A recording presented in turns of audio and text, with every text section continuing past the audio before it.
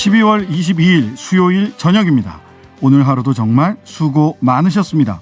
날마다 새로운 퇴근길 시사 맛집 신장식의 신장기업, 오늘도 문 활짝 열었습니다. 저는 주인장 신장식입니다. 윤석열 후보의 부인 리스크, 이재명 후보의 아들 리스크, 두 대선 후보의 가족 리스크가 점점 더 꼬리에 꼬리를 물고 커지고 있습니다.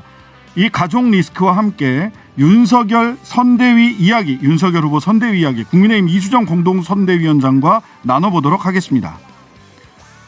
다주택자에 대해 양도소득세 중과를 유예하는 이재명 후보의 입장에 김부겸 국무총리가 동의하기 어렵다는 반대 입장을 밝혔습니다. 참여연대 정책위원인 김남근 변호사와 자세한 이야기 나눠보겠습니다. 신장식의 신장기업, 단골 손님 여러분과 함께 꾸려가고 있습니다. 유튜브와 홈페이지 게시판 모두 열려 있고요. 짧은 문자는 50원, 긴 문자 100원, 샵 0951번으로 보내주십시오. 오늘 하루 소식들 푸짐하게 준비했습니다. 신장식의 신장기업, 밥상 들어갑니다. 퇴근길 오늘의 뉴스를 깔끔하게 정리해드립니다. 옥석을 가리는 신장기업 뉴스브리핑, 헬마우스 임경민 작가, 문화일보 이은지 기자 오셨습니다. 안녕하세요. 안녕하세요. 네, 오늘 김종인 총괄이 이준석 대표도 만났고 윤석열 후보도 만났어요. 각각 이준석 후보는 김종인 총괄과 만나서 선대위 복귀할 생각이 없다. 그다음에 윤석열 후보와 만나서는 윤석열 후보가 김종인 총괄에게 조금 더 그립감을 가지고 그렇죠. 운영해달라, 이렇게 얘기를 했다고 하네요. 네, 전날 선대위를 사퇴한 이준석 국민의힘 대표가 오늘 김종인 위원장과 오찬 회동을 가졌습니다. 선대위 복귀 관련 이야기가 오갔냐라는 기자들의 질문에 그런 건 서로 말하지 않는다, 딱히 복귀에 대해 말을 나눌 필요가 없었다고 일축을 했습니다. 그러면서 저와 김 위원장은 10년 가까이 교류한 만큼 척하면 척하는 사이다 라면서 즉답을 피한 건데요. 다만 대선에서 자신의 역할에 대해서는 당대표로서 할 수 있는 것과 또 만약 후보 측 요청이 있는 것을 다 하겠다고 말을 했는데요. 김종인 위원장도 정치인이 한 번 선언을 했으면 그걸로 끝나는 거지 번복은 쉽지 않다면서 선대위 복귀에 대해서는 말을 하지 않았다는 뜻을 분명히 했습니다. 다만 이런 말씀을 하셨어요. 이준석 대표 정치의 미래도 내년 대통령 선거를 어떻게 마치느냐에 달려있다면서 책임론을 명확히 하기도 했습니다. 그리고 아까 말씀하신 것처럼 이 오찬 직전에 김 위원장이 윤 후보와 비공개 회동을 가졌는데요. 이 자리에서 이 대표 사퇴에 따른 수습 대책을 논의한 것으로 알려졌습니다. 윤 후보는 회동 후에 선대위가 좀 더 효율적으로 운영될 수 있도록 김 위원장이 그립을 더 강하게 잡고 가시겠다라고 했고, 저도 그렇게 해달라고 말씀을 드렸다고 했습니다. 이 대표의 사퇴로 김 위원장이 주도권을 확보하면서 선대위가 정상 궤도로 돌아올 수 있을지 주목이 좀 되고 있는데요. 이에 따라서 정치권에서는 금태섭, 정태근, 김근식 실장 등이 선대위의 역할을 확대할 것이란 관측도 나오고 있습니다. 자, 이제 네. 뭐 어제도 그렇고 김종인 위원장이 계속 강조하는 거는 이제 기동성을 높이겠다. 그래서 기동 헬기, 기동 헬기론을 띄웠습니다. 그런데 이제 오늘 제가 이제 다른 방송에서 이재호 전 의원을 만났더니 이재호 의원이 그런 얘기를 하더라고요.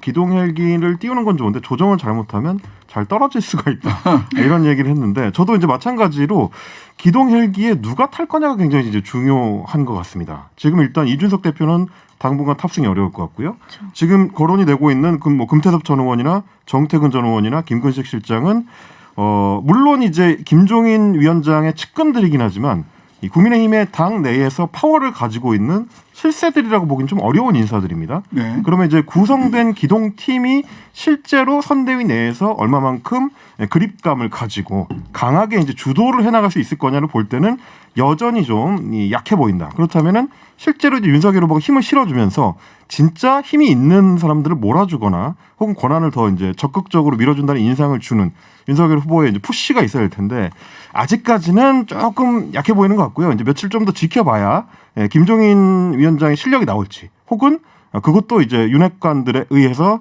찻잔속 태풍이 될지 좀 더 지켜볼 필요는 있어 보입니다. 자, 이준석 대표 말 중에 후보 측 요청이 있는 것을 다 하겠다. 네. 이게 무슨 뜻이냐? 근데 아직까지는 요청이 없는 상태라서 선거운동 요청을 나한테 해라. 그렇죠. 그렇죠. 뭐 요청 안 하니까 난 안 한 거다, 이런 식으로 요청 안 퇴로를 좀 하니까 마련하지 안 한 않았나. 그리고 또 네, 이제 그런 거예요. 이준석 대표가 이 사퇴 직후에 페이스북에 올린 그 사진이 또 화제가 됐는데, 루돌프 네. 머리띠 2012년 대선 때 박근혜 당시 이제 후보의 당선을 상징하는 건데, 그만큼 자신이 했던 역할을 기억해달라, 뭐 찾아달라 이제 이런 의미가 아닌가 해석도 있습니다. 그다음에 김종인 총괄이 정치인이 한번 선언을 했으면 그걸로 끝나는 거지 번복은 쉽지 않다. 진짜 번복하지 않을 거라고 생각해서 이 얘기를 했을까요? 번복하지 말라고. 아니요. 몸값을 높여라. 몸값을 높여라. 네. 그리고 이 번복을 이끌어내는데 가장 큰 지렛대는 누구다? 김종인 자신이다. 그렇죠. 그 지렛대의 크기는 어떻게 결정된다? 나의 그립이 어느 정도 강하게 그립을 줄 수 있을지 윤 후보가 주기 나름이다. 그렇죠. 그 얘기입니다. 서로 후보 측 요청이 있는 것을 다 하겠다. 요청을 하세요라고 지금 요청에 컴온 들어와 이렇게 얘기하고 있는 거예요. 그다음에 그걸로 끝나는 거지 번복은 쉽지 않다. 그 어려운 걸 제가 했습니다. 그렇죠. 라고 하려면 김종인에게 손에 쥐어진 권력이 많아야 된다. 이거는 이렇게 읽으시면 되지 않을까. 자, 윤석열 후보는 저는 이 소식 보면서 와 영부인이 고생한다. 갑자기 영부인이라는 제도 자체가 제2부속실 갑자기 거기 비서관들 일자리 없어지겠네 라는 생각을 하게 되는데요. 저 김건희 씨 허위 이력 논란이 계속되자 윤 후보가 이번에 영부인이라는 말 쓰지 말자. 대통령 배우자 보좌는 청와대 제2부속실 폐지하자. 그다음에 처음부터 등판할 계획이 없었다. 그렇죠. 정치에 관심이 없었다. 네. 오늘 굉장히 핫했던 뉴스 중에 하나였던 것 같은데요. 이걸 두고도 영부인 제도를 막 찾아보게 되고 굉장히 논란이 컸습니다. 윤석열 후보가 오늘 한 언론과의 인터뷰에서 아내 김건희 씨의 등판 계획은 처음부터 없었고 본인도 정치하는 걸 극도로 싫어했다. 그러니 영부인이란 말을 쓰지 말자라고 밝혔습니다. 네. 지금 김 씨의 허위 이력 논란이 커지자 부인 김 씨의 등판에 선을 그은 것으로 풀이가 되는데요. 심지어는 영부인을 보좌하는 청와대 2부속실도 폐지하겠다고 말을 했습니다. 윤 후보는 대통령 부인은 그냥 가족에 불과하다. 대통령 배우자라는 법 외적인 지위를 관행화시키는 건 맞지 않는다고도 말을 했습니다. 이 발언에 대해서 송영길 민주당 대표가 이렇게 일가를 날리셨는데요. 그런 말은 정말 신빙성도 없고 말도 안 되는 소리다. 김 씨가 윤석열 후보에게 사석에서도 반말을 한다고 하는데 집권하게 되면 실권을 거의 최순실 이상으로 흔들 걸로 다 우리가 염려하고 있다고 밝혔습니다. 또 부속실을 없애는 것에 대해서는요. 그것이 있느냐 없느냐가 중요한 게 아니라 선거 기간부터 후보자의 배우자가 국민 앞에 나서서 허위 이력이라든지 주가 조작 등 여러 의혹에 대한 해명이 먼저라고 강조했습니다. 네. 그러니까 이제 사실은 청와대에 가지 않겠다는 선언이라도 해야 되는 것 아니냐라는 얘기가 보수 매체 칼럼이나 보수 인사들의 어떤 일종의 조언을 통해서 며칠 이제 노출된 적이 있는데 거기에 가까운 어떤 방책을 내놓은 것 같아요. 네. 제2부속실을 없애버리면 사실상 이제 영부인 역할을 못 하게 되니까 김건희 씨에 대한 포커스가 좀 다른 데로 옮겨가지 않겠냐. 이제 이런 전략을 세우고 들어온 것 같은데 사실은 이것도 역시 마찬가지로 지금 본질에 대해서 회피를 하는 상황이 됩니다. 국민들이 보기에는 지금 이제 아내 김건희 씨에 대해서 제기되고 있는 허위 이력이나 경력들에 대한 논란을 우선 해명을 하고 그거에 대해서 인정을 하거나 혹은 뭐 제대로 해명을 못할 경우에는 사과를 제대로 하거나 이런 걸 지금 요구를 하고 있는 건데 그 논란에 대해서는 얼렁뚱땅 넘어가면서 갑자기 영부인 제도를 없애겠다고 하니까 국민들 입장에서는 지켜보는 상황에서는 무슨 소리를 하는 거지라는 생각을 할 수밖에 없는 그러니까 오히려 그냥 검증을 안 받겠다는 거 아니냐 이제 이런 의미이 될 수밖에 없는 거죠. 예, 처음부터 등판할 계획이 없었다라는 얘기는 거짓말이거나 하나가 원래 국민이 원하는 바라는 최소한의 역할을 해야 되지 않겠습니까? 라고 11월 5일 날 국민의힘 대선 후보 선출됐을 때 그렇게 얘기했거든요. 그렇습니다. 그다음에 적절한 시점에 등판할 것이다. 라는 얘기도 이달 들어서 계속 해왔거든요. 근데 바로 며칠 전에도 김정일 위원장도 그런 얘기를 했었고요. 네, 근데 갑자기 처음부터 등판할 계획이 없었다. 둘 중 하나는 거짓말이라는 얘기잖아요. 그 얘기만 하기 뭐하니까 영부인 폐지로 나왔는데 이준석 대표 어제 기자회견 때 그 얘기 하신 거 이준석 대표가 그런 얘기했어요. 영부인 폐지론 이야기를 건의를 했었다. 일찌감치. 근데 안 받았다. 그 얘기를 어제 이준석 대표가 했어요. 자기 기자회견 때. 그때는 안 받고 왜 지금은 갑자기 처음부터 내 생각이 영부인 폐지론이었어요. 라는 식으로 이야기를 하는지 국민들은 다 알죠. 그러니까 이게 사실 정치를 논의를 할 때 자칫하면은 너무 기술적인 부분에 집중을 하는 경우에 명분을 놓치거나 본질을 놓치는 경우들이 종종 있습니다. 지금 이 사안도 사실 마찬가지인데 김건희 씨 논란을 정말로 빠져나가고 싶다면 본질에 더 바짝 다가가서 직시를 한 뒤에 그 사실관계를 명확하게 해서 국민들한테 보고를 해야 되거든요. 그게 우선이고 그게 본질이다. 지금 윤석열 캠프에서는 그 부분에 대해서 논의가 더 깊이 이루어져야 되지 않을까 뭐 그런 생각은 좀 듭니다. 영부인은 죄가 없어요. 김건희 씨에게 의혹이 있는 거지. 그렇죠. 그럼 왜 영부인을 쥐고 흔들어요? 김건희 씨의 의혹에 대해서 해명을 하셔야지. 자, 윤석열 후보는 또 오늘 전북대 강연에 가서 네. 극빈 생활하고 못 배운 사람은 자유가 뭔지 모른다라고 하는 발언을 했나요? 발언을 했네요. 이거 뭐 예. 딱 맥락이 있지 않을까? 진짜 이렇게 얘기했어요? 저도 그게 좀 의심스러워서 영상을 다시 좀 들어봤는데 아마 원래 의도했던 거는 이제 헌법상에 보장돼 있는 경제 민주화나 혹은 이제 경제적 자유에 대한 개념을 설명하고 싶었던 것 같습니다. 그러니까 이를테면 가난한 사람들이 그 가난 때문에 자유를 충분히 누리지 못하는 상황을 헌법상으로 어떻게 보면 위헌적인 상황이니까 그걸 해소해줄 의무가 이제 국가에 있다. 이런 식의 얘기를 하고 싶었던 것 같아요. 하고 싶었던 것 같아요. 그렇게 얘기한 건 아니고. 그건 이제 저의 이제 의도입니다. 저의 어떤 선해. 최대한 쉽게 선회를 해주자면 설마 대선 후보가 저런 의도를 갖고 말을 하진 않았겠지라고 생각이 들어서 제가 굳이 이제 찾아서 말씀을 드리는 거고 실제 발언은 이렇습니다. 극빈의 생활을 하고 배운 게 없는 사람은 자유가 뭔지도 모를 뿐 아니라 자유가 왜 개인에게 필요한지 필요성 자체를 느끼지 못한다. 공동체에서 어려운 사람들을 함께 돕고 그 사회에서 산출된 생산물이 시장을 통해 분배되지만 상당한 정도의 세금을 걷어서 어려운 사람들과 함께 나눠서 교육과 경제 기초를 만들어주는 게 자유의 필수적인 조건이다. 이런 얘기를 했습니다. 그러니까 앞뒤가 조금 바뀌었거나 조금 더 설명이 제대로 됐었다면 오해를 좀 덜 불러일으켰었는데 지금 이 발언을 보면 마치 가난한 사람들은 제대로 된 판단을 내릴 수 없는 사람들인 것처럼 그러니까 사회가 교화시키고 교육을 해줘야 제대로 판단을 그제서야 할 수 있는 것처럼 비춰 보일 수 있는 발언이기 때문에 굉장히 좀 논란이 될 수 있는 소지가 있었습니다. 이거는 1919년 극빈 상태에 있었던 대한민국에서는 3.1운동이 일어났고요. 4월 19일 4.19도 극빈 상태에 있는 대한민국에서 일어난 일입니다. 5.16 혁명을 할 때 기아선성에 허덕이는 대한민국을 구하겠다라고 박정희 씨가 이야기했을 정도예요. 즉 가난하다고 해서 자유를 모른다라고 하는 얘기는 인간의 고유한 권리와 자유의 의미를 제대로 모르고 하시는 말씀이다. 3.1절이나 3.1운동이나 4.19는 이와 같은 생각에 따르면 발상에 따르면 일어날 수 없어요. 아프리카에서 민주화 운동은 일어날 수도 없는 겁니다. 그래서 좀 해명을 했는데요. 또 기자들도 해명했어요? 또 당연히 본 뜻이 아니라고 했고 기자들이 여기에 이제 대해서 계속 비판하면은 또 그렇죠. 음모다 또 이러겠네. 네, 이 발언과 말씀하세요. 관련해 이제 행사가 끝나고 이 어떤 발언이냐라고 했더니 그분들을 무시하는 게 아니라 오히려 그분들을 도와드려야 한다는 얘기라고 말을 했고요. 또 아까 말씀하신 것처럼 정말 끼니를 걱정해야 하고 사는 게 힘들면 그런 거, 즉 자유를 느낄 수가 없다는 것이다. 이렇게 말을 했습니다. 이승만 대통령과 선거를 할 때 못 살겠다 갈아보자 가장 가난한 사람들이 정치적인 민주화 자유를 위해서 싸웠습니다. 그러면서 사실 이제 덧붙인 해명이 뭐였냐면 자유를 느끼게 하려면 그분들에게 조금 더 나은 경제적 여건이 보장되고 더 교육받을 수 있게 해서 자유의 소중함을 느끼게 해줘야 한다. 그러니까 다시 제자리로 돌아갔습니다. 이야기를 하다가 처음에 했던 논란이 되는 그 발언으로 돌아간 건데 자, 결국에는 지금 이제 개념에 대한 정리가 안 된 상태에서 이야기를 하고 있는 거 아닌가라는 의문을 지금 기자들이 갖게 되는 거거든요. 그리고 여기 발언 중에 저도 지금 보니까 자유민주주의가 아닌 민주주의는 민주주의라고 부르지 않는다.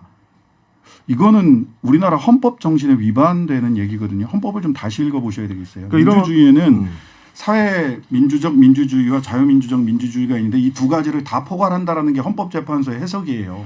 이 부분은 지금 이제 저희가 한참 말씀드렸던 거는 이제 헌법 정신에 대한 그 오해를 할 수 있는 발언들이었고 또 문제가 됐었던 거는 이제 젊은 층에게 굉장히 좀 소구력이 있는 문제적 발언입니다. 뭐라고 했냐면 조금 더 발전을 하면 학생들 휴대폰으로 말이죠. 앱을 깔면 어느 기업이 지금 어떤 종류의 사람을 필요로 한다는 거를 실시간 정보를 얻을 수 있을 때가 아마 여기 1, 2학년 학생들 계시다면 졸업하기 전에 생길 것 같다. 라고 이야기를 했습니다. 뭔 얘기죠? 그러니까 실시간으로 기업과 학생들을 그러니까 취업자들을 연결해 줄 수 있는 애플리케이션이 몇 년 안에 나올 수 있다. 그런 게 지금 이미 상용화된 지가 언젠데 10년이 넘었습니다. 뭐 예를 들면 뭐 잡코리아, 워크넷, 사람인 뭐 이런 서비스들이 이미 애플리케이션을 통해서 많이 이용이 되고 있고 알바 땡땡 뭐 이런 거 선전 안 들어보시나? 하고 있습니다. 그러니까 이게 사실 이제 학생들이 봤을 때는 충분히 청년 문제에 대해서 이제 준비가 된 후보인가 혹은 우리와 같은 생활을 영위하면서 같은 고민을 해본 경험이 있는 사람인가 대해서 좀 의문을 품을 수밖에 없는 생각이고 그러다 보니까 이제 인터넷 커뮤니티에서는 이제 비꼬는 얘기들이 굉장히 많이 나왔습니다. 앞으로 윤석열 후보가 대통령이 된다면 앞으로 몇 년 안에 마이카 시대를 열겠습니다. 앞으로 몇 년 안에 은행을 가지 않고 휴대폰으로 은행 일을 볼 수 있게 하겠습니다. 이렇게 이제 비꼬는 이야기가 나올 만큼 좀 시대적으로 안 맞는 발언이 아니냐 이제 이런 얘기가 1인 나옵니다. 1 핸드폰 시대를 열겠습니다. 뭐 이런 거. 예. 좀 뭔가 이렇게 좀 소화를 충분히 하시고 가는 게 필요할 것 같고요. 저는 이 자유민주주의에 관한 이야기는 그 출마 선언 내지는 참 정치 처음 선언할 때도 민주주의 자유민주주의가 아닌 민주주의는 민주주의가 아니다라는 취지로 얘기를 해서 이건 우리나라 헌법재판소의 우리나라 헌법의 민주주의와 자유주의에 대한 해석 자체에 반한다라는 말씀을 드린 적이 있는데요. 여전히 이 부분을 정리를 아직도 못하고 계시네요. 저는 이제 윤석열 캠프를 위해서 좀 말씀을 드리고 싶은 게 지금 이 패턴이 여러 번 반복이 되고 있습니다. 특히 청년들을 대상으로 한 간담회를 할 때 오늘도 비슷하게 오늘도 그 자리에 한 45분 정도 지각을 했다고 해요. 청년 간담회 할 때마다 매번 지각하시네? 후보가 지각을 하게 되고 매번 청년층하고 제대로 소구가 안 되는 문제적 발언들이 나오는데 이거는 캠프에서 충분히 좀 준비를 지금 제대로 안 하고 있는 거 아닌가 이제 이런 오해를 할 수 있기 때문에 워낙 요즘 뭐 그 정신없는 일들이 있어서 네. 뭐 실무적으로 준비가 안 됐을는지는 모르겠습니다만은 자유민주주의에 대해서 기본 개념을 조금 더 업데이트하실 필요는 있겠다라는 생각을 하게 됩니다. 자, 오늘 이재명 민주당 대선 후보의 다주택자 양도소득세 중과 한시 유예안에 정부와 청와대가 반대 입장 표명하면서 당정철 갈등이 증폭되는 양상입니다. 민주당 의총에서 오늘 다룬다고 했는데 결국 다루지는 않았어요. 네, 오늘 윤호중 원내대표가 3시부터 열린 의총에서 이 중과 유예안에 대해서 오늘 의총에서 논의하기보다는 부동산 세제와 관련한 워킹 그룹을 구성해서 당의 안을 만드는 논의를 우선하겠다고 밝혔습니다. 정부와 청와대가 의총 직전부터 반대 입장을 표하면서 이번 의총에서 당내 의원 간 찬반 의견이 충돌하는 것 아니냐라는 우려도 나왔는데 일단은 공개 토론을 하지 않기로 결정한 겁니다. 네. 뭐 홍남기 부총리, 그다음에 이호성 청와대 그 정책실장, 김부겸 총리 전부 다 양도소득세 중과 한시 유예안에 대해서는 명시적으로 반대 입장을 그렇죠. 밝혔죠. 정책 일관성이 더 중요한 시점이라고 못을 받기도 했습니다. 자, 어차피 어제도 근데 잠깐 말씀을 드렸는데 그 확정신고, 예정신고 일시가 다 내년으로 넘어가 있어요. 대선 직전이거나 대선 후로 돼 있어서 올해 양도소득세 관련해서 그래서 어차피 다음 대선을 전후해서 이게 결정될 문제라서 오히려 지금 시장에 어떤 시그널을 줄 것이냐가 더 중요할 수도 있겠다라는 생각은 듭니다. 시장에 어떤 시그널을 줄 거냐, 조금 더 버티면 되느냐, 아니면은 지금 빨리 결과적으로는 집값이 더 내려가기 전에 집을 내놓을 수밖에 없는 게 더 좋을 거냐라고 하는 시장에 어떤 시그널을 줄 것인가. 가 좀 중요한 시점이 아닌가라는 생각을 해보고요. 워킹그룹에서 어떤 안을 내올지 한번 살펴보도록 하겠습니다.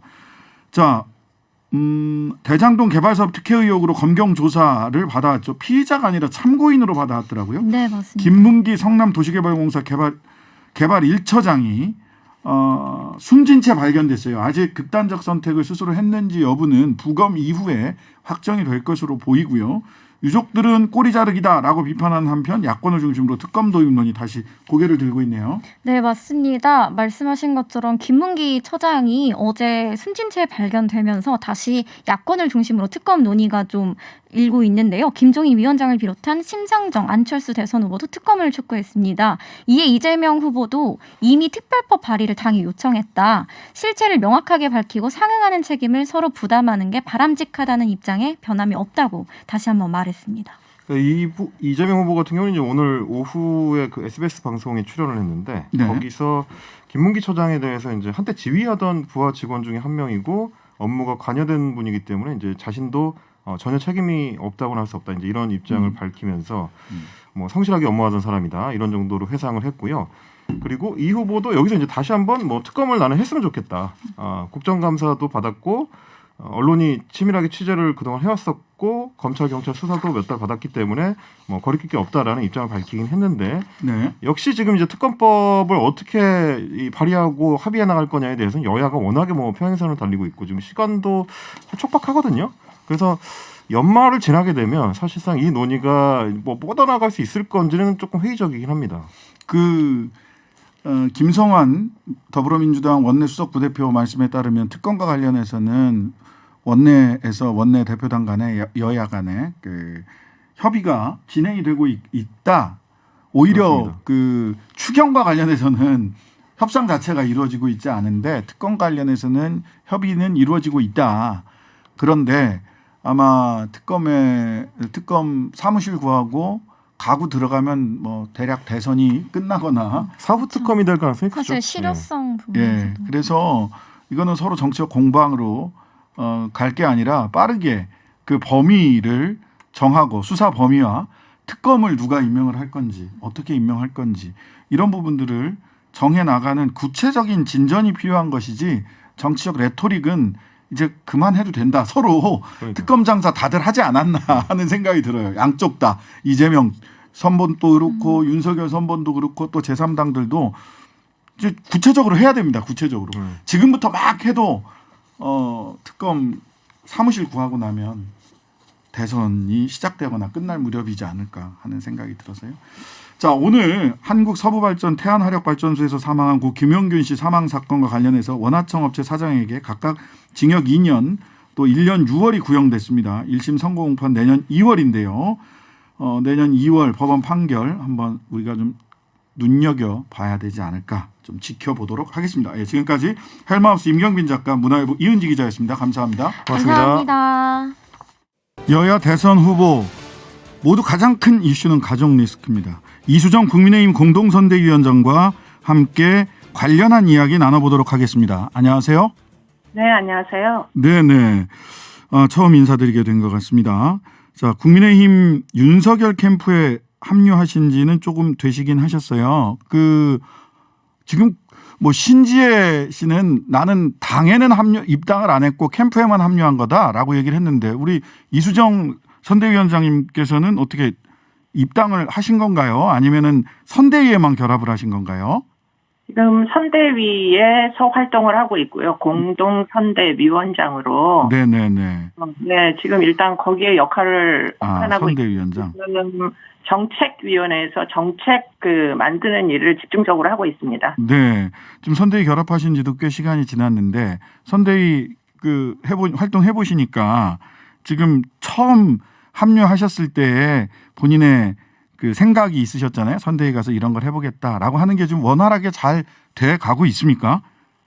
제가 생각할 때는 선대위에서 하는 역할은 아마 상당히 한정적일 거라고 애당초에 예상했었고요. 네네. 제가 하고 싶었던 일은 이제 정책, 예컨대 약자 보호, 피해들의 이제 회복, 정책을 만들 수 있는 기회가 있었으면 좋겠다 이런 생각을 가지고 합류하게 된 건데요. 네네. 그 부분은 비교적 성과를 내고 있습니다. 성과를 내고 있다. 그럼 성과 내신 부분 본인이 평가하시기에 지금 성과를 내고 있다라고 생각하신 부분 먼저 좀 여쭙겠습니다. 지난 10일 국민의힘 중앙선대위 공약 발표장에서 범죄 피해자 보호에 관한 공약 발표하셨죠? 세 가지던데 어떤 정책인가요?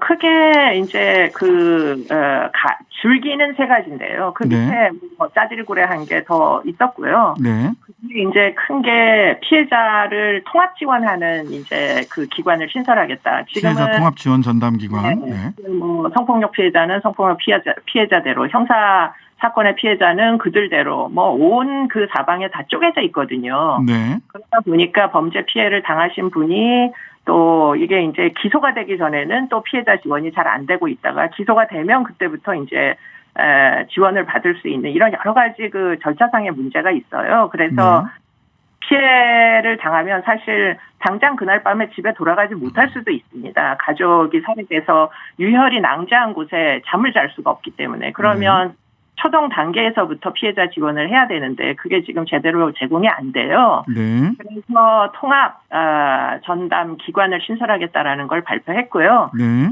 이거는 이제 N번방 방지법, N번방을 잡지 못하는 N번방 방지법이 발표가 됐는데 네. 그것과 연관해서 N번방을 잡는 이제 잠입 수사를 상당 부분 확장하겠다 이런 발표를 했었고요. 네. 그리고는 이제 피해자들의 잊혀질 권리를 1회가 아니라 수없이 많이 이제 수면 위로 떠올라도 그 상당히 장기간 동안 영상물을 삭제해주겠다 이런 발표도 했었고요. 네. 이거는 이제 스토킹 살인이 워낙 많이 발생하다 보니까 이 이제 스토킹 피해자를 인명 피해가 나기 전에 국가가 보호를 해야 될 거잖아요. 네. 그렇기 때문에 이제 그 피해자 보호, 사망하기 전에 피해자의 신변 보호를 위해서 이제 뭐 여러 가지 방법을 동원하고 IT 기술도 이용할 거고 이제 스마트워치를 법원에서 접근 금지 명령이 내려지면 그런 이제 스마트워치를 관리 대상자에게 활용하게 함으로 해가지고 네. 피해자는 좀 더 안전하게 일상을 유지할 수 있도록 그렇게 하겠다고 발표를 했었습니다. 네, 네. 자, 그러면 정책 3대 범죄 피해자 보호 지원하는 통합 전담기관 신설, 디지털 성범죄 피해자들의 잊혀질 권리 보장, 스토킹 피해자 신변 보호 등 관련한 정책을 발표해 주셨고요. 그런데 이제 뭐 선대위 갈등이나 그 가족들 리스크 이런 것 때문에 이제 정책이 주목받고 있지 못하는 것이 사실은 뭐 많은 분들이 안타까워하고 있는 상황이긴 합니다. 조금 더 정책 선거가 이루어질 수 있도록 많은 분들이 함께 노력을 했으면 좋겠다라는 생각을 가지고 있고요. 선대위에서 그 조수진 공보단장하고 이준석 대표가 엊그제 선대위 회의에서 사실 그 갈등이 폭발을 했는데, 근데 이제 이후의 분석은 뭐 두 사람의 캐릭터 이런저런 얘기도 있지만 우리 이수정 선대위원장님 그 이후에 신지혜까지 소위 두 분의 영입으로 이준석의 세대 포위 전략이 이게 무산되고 과거의 전략으로 과거의 구 보수들을 집결시키는 반문 빅텐트론으로 회귀한 거 아니냐, 이거에서 폭발했다라고 하면서 또 우리 선대위원장님 이름이 또 다시 거론이 되고 했는데 이거 어떻게 보십니까? 이런 언론의 분석 어떻습니까? 언론의 분석이 정확하지는 언제나 않죠. 예. 그것은 아니다, 이렇게 확실하게 얘기를 드릴 수가 있고요. 네네. 만약에 그런 식으로 이준석 대표님을 몰아붙이신다면 그거는 이준석 대표님에 대한 너무나 음해이다. 네네. 그렇게 뭐 여성 2명 합류했다고 지금 이준석 대표가 뛰쳐나갈 정도로 그렇게 옹졸한 사람이 아니다라고 제가 확신을 하는 게, 네네. 일단 저는 이제 선대위에 합류를 했고요. 네. 지금 신재혜 의원은 외곽 조직에 합류를 했기 때문에 지금 사실상 대표님과 별로 만날 기회조차가 없는 사람이고요. 네. 일단은 제가 합류를 한 선대위에서는 그 사이에 뭐 대표님과 저 사이에 굉장히 많은 신뢰관계가 쌓였습니다. 그렇기 때문에 뭐 여러 가지 이제 SNS 등을 통해 가지고 어떤 뭐 의사결정에 대해서 의논을 하는 그 상대방이거든요. 그런데 그것을 만약에 제가 합류해서 뭐 이준석 대표가 뛰쳐나간 거다 이렇게 얘기하는 거면 사실은 아무 근거가 없이 저희 둘을 모두 음해하는 그런 전략이다, 이렇게 보이네요. 예, 아니요. 그 이수정 위원장님까지는 괜찮았는데 양해를 했는데 신지혜 부위원장, 그 새시대 준비위원회 부위원장이시던데 부위원장까지 오니 이게 뭐 전략이 완전히 틀어졌다, 이제 이런 취지의 이야기를 해서 저는 그거는 틀린 이야기 같은 게, 신지혜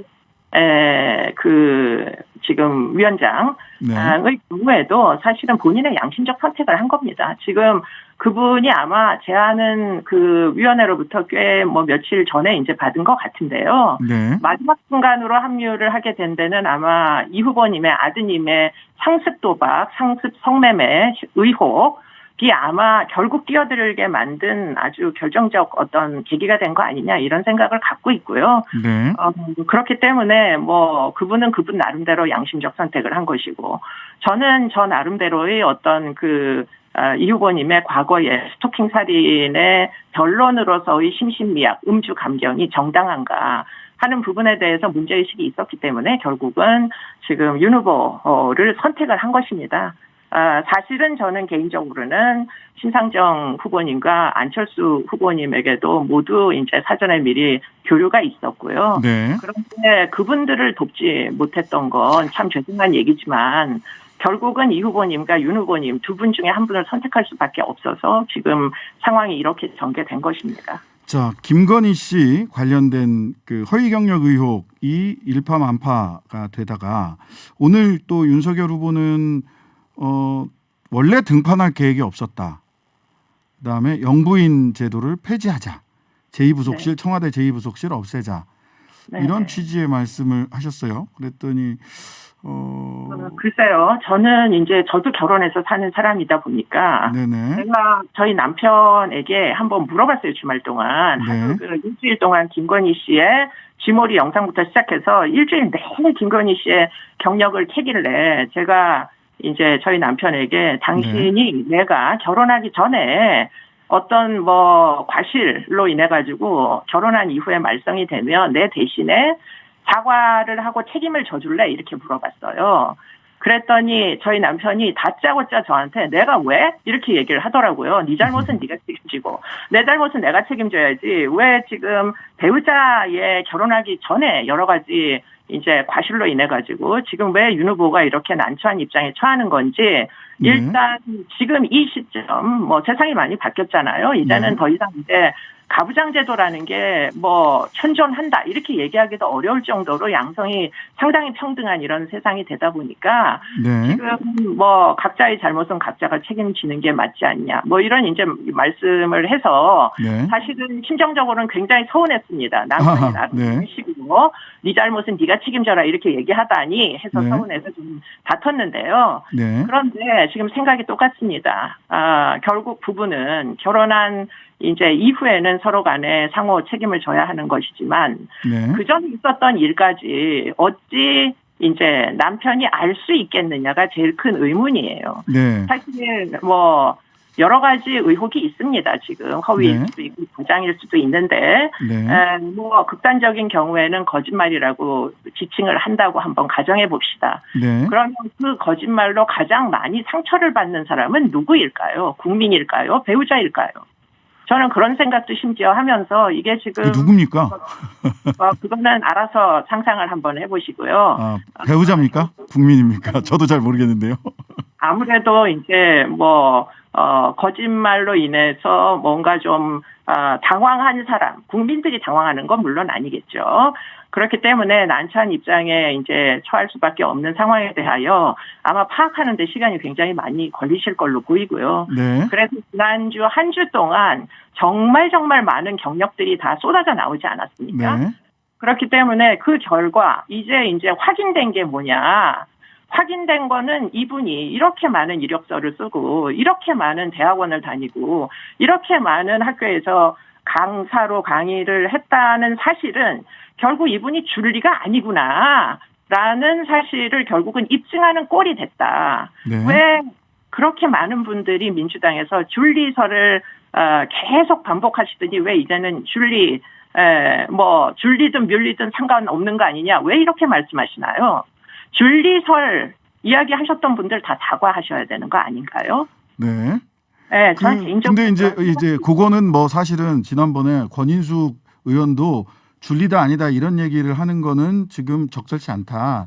다만 아니요, 왜 증인이라는 사람까지 82세 먹은 어떤 분이 나오셔서 아니 제가 지금 여쭤보는 거는요. 예. 네. 저희들은 저희 방송에서는 단 한 번도 그런 거를 물어본 적도 없고요.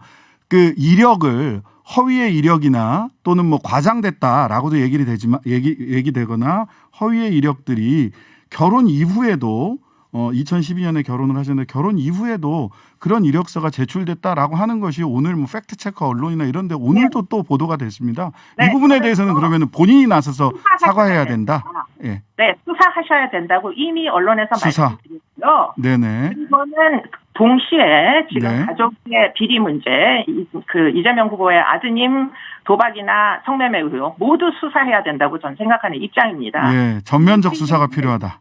네, 진실을 밝혀야 하고요. 더군다나 지금 이 김건희 씨의 민주당의 공격 사전에 있었던 유한기 씨의 극단적 선택과 지금 어저께 발생한 지금 김문기 씨의 극단적 선택 이 부분에 대하여서도 앞뒤 맥락에 맞춰서 모두 다 아주 엄중하게 수사해야 된다 이런 입장입니다. 예, 엄중하게 수사해야 된다. 제가 한 가지만 더 여쭤보겠습니다. 네. 저희 방송에 나오셔가지고 우리 권인숙 의원이 하셨던 말씀이라서 네. 이수정 우리 공동선대위원장님이 네. 필두로에서 국모 뽑는 선거냐 마녀사냥 공세를 멈추라라고 국민의힘 쪽에서 나오는 것에 대해서 네. 이 그것이야말로 여성에 대한 모독이다. 공적 영역에서 활동하는 여성이 단지 여성이라는 이유로 검증의 잣대를 달리 적용받는 것 자체가 여성 스스로의 입지를 좁히는 여성 폄하이다. 여성을 검증의 대상이 아닌 보호의 대상으로만 바라보는 것은 전근대적 가치관이 깔려 있다. 그러면서 그와 같은 목소리를 내고 있는 이수정 공동선대위원장에 대해서 좀 슬픈 감정을 느낀다. 이렇게 말씀을 하셨어요. 저희 방송에서 하셨던 말씀이라서. 네, 이해하고요. 굉장히 난처해서 하신 말씀이라는 거 충분히 이해하고 또 공감을 하고요. 그런데 이제 조동현 교수도 똑같은 수법으로다가 외도와 연관된 문제들을 물론 민주당에서 터신 건 아닙니다만 네, 그건 가세연. 선에서 또 이제 털기도 하고 또 이제 김건희 씨의 그런 이제 줄리설부터 시작해서 과거에 대하여 터무니없는 이런 이제 음해성 이제 문제들이 제기됐고요. 심지어 저도 털렸었죠. 제가 이제 선대위에 합류했다고 하니까 제 남편이 누구랑 친하고 제 남편이 누구랑 친한 게 지난 20년 동안 제가 언론에서 공인의 활동을 했는데 왜 지금까지 안 터시다가 왜 몇 달 전부터 털기 시작하시는 거죠? 네. 공인이기 때문이 아니라는 거예요. 제 얘기는. 김건희 씨에 대한 이러한 의혹 제기는 공인이기 때문이 아니다. 그냥 여성이라서 그렇다? 공격의 대상이기 때문에 털리는 겁니다. 정확히 얘기하자면. 왜냐하면 저는 공인 생활을 20년 동안 그것이 알고 싶다부터 수많은 언론을 했는데 왜 제 사생활을 지금까지 털지 않으셨나요? 네. 저한테 묻는 건 아니시죠? 아니죠. 네. 네. 그러니까 김건희 씨에 대한 이것도 공인이라서 검증의 대상이라서가 아니라 여성이라서 그런 거다. 이렇게 보시는 아니요. 거예요? 공격의 대상이 됐기 때문입니다. 공격의 대상이 됐다. 네. 정치적 공격의 대상이 됐기 때문에 그렇죠. 이렇게 나오는 거다. 네. 그렇게 생각합니다. 저는. 네. 자, 시간이 다 됐는데요. 마지막으로 한 가지만 질문 드리겠습니다. 네. 이재명 후보 아들과 관련돼서 다른 언론에서 인터뷰한 걸 보니까 네. 우리 부모의 책임은 무한대다. 이렇게 말씀을 하셨어요. 네. 예. 무한대는 구체적으로 어디까지 부모가 자식에 대해서 책임을 져야 된다는 건지. 예. 저희 90먹은 저희 친정어머니, 저희 90 넘으신 저희 시아버님, 네. 지금도 주말마다 저희 걱정을 하십니다. 예. 부모의 책임이 어디까지일까요? 20세까지일까요? 30세까지일까요? 90세까지일까요? 네. 부모는 원래 그런 존재인 거죠. 근데 배우자는 어떻습니까? 이혼하면 남남입니다. 네. 그렇기 때문에 배우자의 잘못은 제가 책임질 생각이 없어요. 주말에 저희 남편이랑 대판 싸운 것처럼. 그런데 네. 제 아이가 혹시라도 뭔가 일탈로 빠지면 그 나이와 관계없이 저는 책임을 질 생각이에요. 아니 교육을 잘 대화를 더 깊이 한다거나 이런 책임 말고 형사적 내지는 도덕적 정치적 책임도 다 져야 된다. 당연하죠. 예. 네, 알겠습니다. 예, 지금 시간이 다 돼서요. 더 듣고 싶은 말씀은 많습니다만은 오늘은 여기까지만 말씀 나눠야 될 것 같습니다. 이수정 국민의힘 공동선대위원장이었습니다. 오늘 말씀 감사합니다. 네, 고맙습니다. 네, 한 주간의 외신 소식 정리해보는 시간입니다. 외신캐스터 전주현 씨 나와주셨습니다. 안녕하세요. 네, 안녕하세요. 예, 전 세계가 오미크론 때문에 걱정이 많죠. 근데 이 와중에 이스라엘은 코로나19 백신 4차 접종까지 실시한다고요? 그렇습니다. 보건 전문가 자문위원회가 4차 백신 접종을 해야 된다라고 정부에 권고를 했어요. 그래서 며칠 내로 4차 접종이 시작될 것이다라고 베네트 이스라엘 총리가 밝혔습니다. 네. 전 세계에서 백신 4차 접종을 시행하는 건 이스라엘이 처음인데요. 우선 대상자들이 있긴 합니다. 먼저 60세 이상 노인과 의료 종사자, 면역 저하자들에게 먼저 4차 접종을 하게 되고요. 이 사람들은 3차 접종 후에 4개월이 지난 뒤부터 이제 접종을 할 수 있게 되는 셈입니다. 그리고 이제 2차 접종과 3차 접종 사이의 권장 가격도 워낙은 5개월이었는데 이제 이것도 3개월로 단축을 했고요. 이스라엘이 사실 부스터샷을 세계에서 최초로 시도를 했었죠. 7월 말부터 지금 계속 해오고 있고 그리고 이제 8월 말부터는 16세 이상 모든 성인을 대상으로 부스터샷 대상을 확대하기도 했습니다. 그래서 네. 지금까지 930만 명 중에 400만 명 이상이 부스터샷을 완료했어요. 그래서 이스라엘은 3차까지 맞아야 백신 접종 완료로 인정을 하고 있습니다.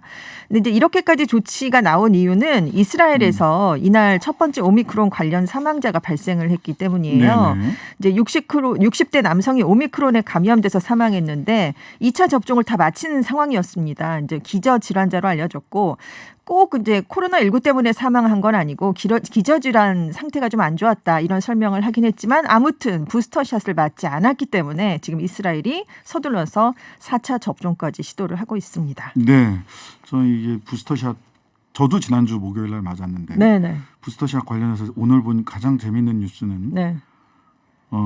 트럼프가 트럼프 전 지지자들 대통령이. 몰래 부스터샷을 맞아서 지지자들한테는 백신 맞지 말라고 그렇게 얘기하더니 동료를 안 했었죠. 예, 자신은. 동의하지 않았죠. 저는 더 재밌는 게 바이든 대통령의 발언이었는데 네. 부스터샷은 그와 내가 공통으로 일치하는 몇 안 되는 점 중에 하나다. 그러니까요. 네, 이렇게까지 얘기를 했더라고요. 예, 그래서 저는 바이든과 네. 예, 트럼프와 네. 저에게 세 사람에게도 공통점이 공통점이, 생겼습니다. 네. 부스터샷이라는. 그렇습니다. 네. 너무 재밌는 뉴스였어요. 네. 뭐 심각한 상황이지만 이런 소식도 있었다. 트럼프의 부스터샷 접종 소식도 있었다. 네. 예. 지지자들이 굉장히 야유를 많이 보냈던. 예, 그런 뭐 네. 분노를 표했다 이렇게 얘기를 하더라고요. 자, 지난 주말 홍콩과 대만에서 각각 중요한 투표들이 실시됐습니다. 홍콩에서는 의회 입법회라고 그러죠. 네네. 선거. 대만에서는 차잉잉원 정권의 중간 평가 성격을 띤 국민 투표가 실시됩니다. 각각 결과 나왔나요? 네, 그렇습니다. 19일에 이제 입법회 선거가 홍콩에서 치러졌는데 중국이 선거 제도를 개편한 뒤에 처음 치른 선거였어요. 그러니까 민주진영 인사들의 출마를 막기 위해서 이른바 애국자만 출마할 수 있게 심사 자격을 강화했거든요. 맞아요. 그래서 대부분 후보자들이 친중파로 이제 일색으로 이제 구성이 됐고요. 대다수 범민주 진영 인사들이 참여를 하지 못한 건 이미 정부 전복 음모에 가담했다는 혐의를 받고 체포가 돼 있기 때문입니다. 그래서 민주진영이 선거제 개편에 항의해서 후보를 내지 않았는데요. 결과적으로 전체 90석 가운데 89석을 친중파가 가져갔고요. 나머지 한 석만 중도파에게 돌아갔습니다. 네. 근데 이제 누구나 예상을 할 수 있잖아요. 친중파가 대거 당선되겠지라고 하니까 일단 시민들이 관심을 많이 갖지 않았어요. 투표에. 그래서 투표율이 얼마나 낮을 것이냐 여기에 관심이 더 모아졌는데 왜냐하면 이제 선택할 질을 좀 잃은 거잖아요. 홍콩 시민들이 민주진영을 선택할 수 있는 그런 기회가 아예 이제 없어진 거니까. 그러니까 유일하게 할 수 있는 소극적 저항 방식이 투표를 하지 않는 그런 방식이었습니다. 투표를 하러 가서 백지 투표장을 내거나요. 백지 투표나 투표 거부. 네, 그렇습니다. 그래서 이번 선거 투표율이 최종적으로 30.2%로 나타났는데 이게 역대 최저치였습니다. 지난번 선거보다 한 절반 가까이 낮아졌는데요. 그러니까 분노와 민심이 낮은 투표율로 나타났다. 이런 얘기가 나오고 있고요. 하루 앞선 18일 대만에서는 4개 안건에 대한 국민투표가 치러졌습니다. 최대 쟁점이 가축 성장 촉진제 락토파민이 함유된 미국산 돼지고기를 수입하는 걸 금지하느냐 이런 안건이었는데 차잉원 정부는 작년 12월에 국내에서 반대 여론이 굉장히 거셌는데도 수입을 강행했어요. 왜냐하면 중국에 대한 경제 의존도를 낮춰야 된다. 그리고 미국과 관계를 강화하려면 미국산 돼지고기를 수입해야 된다. 이런 이유를 들었는데요. 사전 여론조사, 그 전날 발표된 여론조사에서도 이게 통과되지 않을 거다. 이런 얘기가 많았어요. 그러니까 수입 금지에 손을 들어줄 거다. 사람들이. 그랬는데 투표 결과 그 수입을 하는 쪽으로 민심이 돌아섰습니다. 중국 견제하겠다는 거죠. 그렇습니다. 결국 차잉원 정부의 탈중국 기조에 힘을 실어주는 방향으로 돌아섰다. 이렇게 지금 평가가 나왔고요. 4개 안건에 대해서 투표했는데 다 차잉원 정권의 손을 들어주는 쪽으로 결론이 내려졌고요. 그래서 차이 정부의 정책이 더 탄력을 받으면서 내년 지방선거가 있고요. 2024년에는 총통과 의회 동시 선거가 있는데 다 민진당이 힘을 얻을 것 같다. 이런 얘기가 벌써부터 나오고 있습니다. 네, 중국과의 거리두기를 선택하고 있다. 대만은. 자, 지난 19일 치러진 칠레 대선에서 35세죠. 만 35세. 네. 예, 밀레니얼 세대 좌파 대통령, 보다 평등한 칠레, 존엄성을 지지하다. 그리고 자유주의를 극단적 자유주의를 신자유주의를 끝장내겠다. 그렇습니다. 가브리엘 보리치 후보가 승리했어요. 그렇습니다. 1986년 2월에 태어났어요. 그래서 내년 3월에 취임을 하는데 취임하면 지금 산나마린 핀란드 총리가 36세인데 그 총리를 제치고 현직 국가 수반 중에 최연소 지도자가 될 전망입니다. 대학생 때부터 이제 대학생 연합 회장으로서 대규모 학생 시위를 이끌었어요. 교육 문제가 좀 많았거든요, 칠레에. 네. 그리고 주목을 받다가 2013년에 국회의원 선거에 출마해서 최다 득표로 하원 의원에 당선이 됐고요. 2017년에 재선에 성공했던 인물입니다. 근데 칠레 전역에서 2019년에 대규모 시위가 벌어졌어요. 왜냐하면 지하철 요금을 우리 돈으로 한 43원 정도 인상한 걸 계기로 반정부 시위가 발생했는데 여기서 그친 게 아니라 교육, 의료, 연금 이렇게 불평등을 낳는 사회 시스템 전반에 대한 불만 때문에 굉장히 시위가 거세게 이어졌었습니다. 칠레가 사실 1인당 국내 총생산이 한 1,550만 원이라 중남미 최고 수준이에요. 그런데 네. 인구의 45% 정도가 빈곤층입니다. 그러니까 정말 양극화가 얼마나 심한지 알 수 있는 거죠. 지표죠. 그래서 결국 이제 시위가 이어지니까 결국 칠레가 새로운 헌법을 만들기로 했거든요. 그래서 이번에 이제 세계에서 가장 젊은 지도자를 선출했습니다. 자, 우리 30대들도 열심히 정치에 진출할 수 있도록 됐으면 좋겠습니다. 자, 지금까지 전주현 외신캐스터였습니다. 감사합니다. 네, 감사합니다. 본선에서는 후보 부인으로서 국민이 기대하는 최소한의 역할을 해야 하지 않겠나. 적절한 시점에 활동할 것. 선거 중 등판 계획은 처음부터 없었다. 영부인이란 말을 쓰지 말자. 청와대 제2부속실은 폐지하는 것이 맞는다고 본다. 모두 한 사람, 윤석열 후보의 말입니다. 물론 후보 배우자로서의 활동 할 수도 있고 하지 않을 수도 있습니다. 바깥에서 큰일하는 가부장을 내조하는 여성의 역할을 강제하는 것이라면 당당히 거부하고 본인이 하던 일을 더 열심히 하는 것이 바람직합니다. 그런데 적절한 시점 등판론과 처음부터 계획 없었음론 둘 중 하나는 논리적으로 거짓입니다. 어느 쪽이 거짓말인가요? 물론 그저 상황이 변한 것뿐이라고 말씀하실 수도 있습니다. 그렇다면 적어도 왜 적절한 시점 등판론이 처음부터 등판 계획 없었음론으로 바뀌었는지는 국민들이 양해할 수 있도록 설명해 주셔야 합니다. 국민들은 여론을 비껴가고 책임을 회피하기 위한 꿩의 머리 숨기기 전술이라고 생각하는데 세상 아무 일도 없던 것처럼 원래 계획이 없었어요 라고 말하며 뜬금없이 영부인을 폐지하라 라고 주장하는 일은 참으로 납득하기 어렵습니다. 믿거나 말거나 기억나지 않는다라는 김건희 씨의 해명, 그리고 윤석열 후보의 세상 아무 일도 없었던 것처럼 등판할 계획이 없었다라는 말에는 동일하게 없는 것이 있습니다. 부창부수, 성의가 없다. 하나 더. 국민들은 어이가 없다.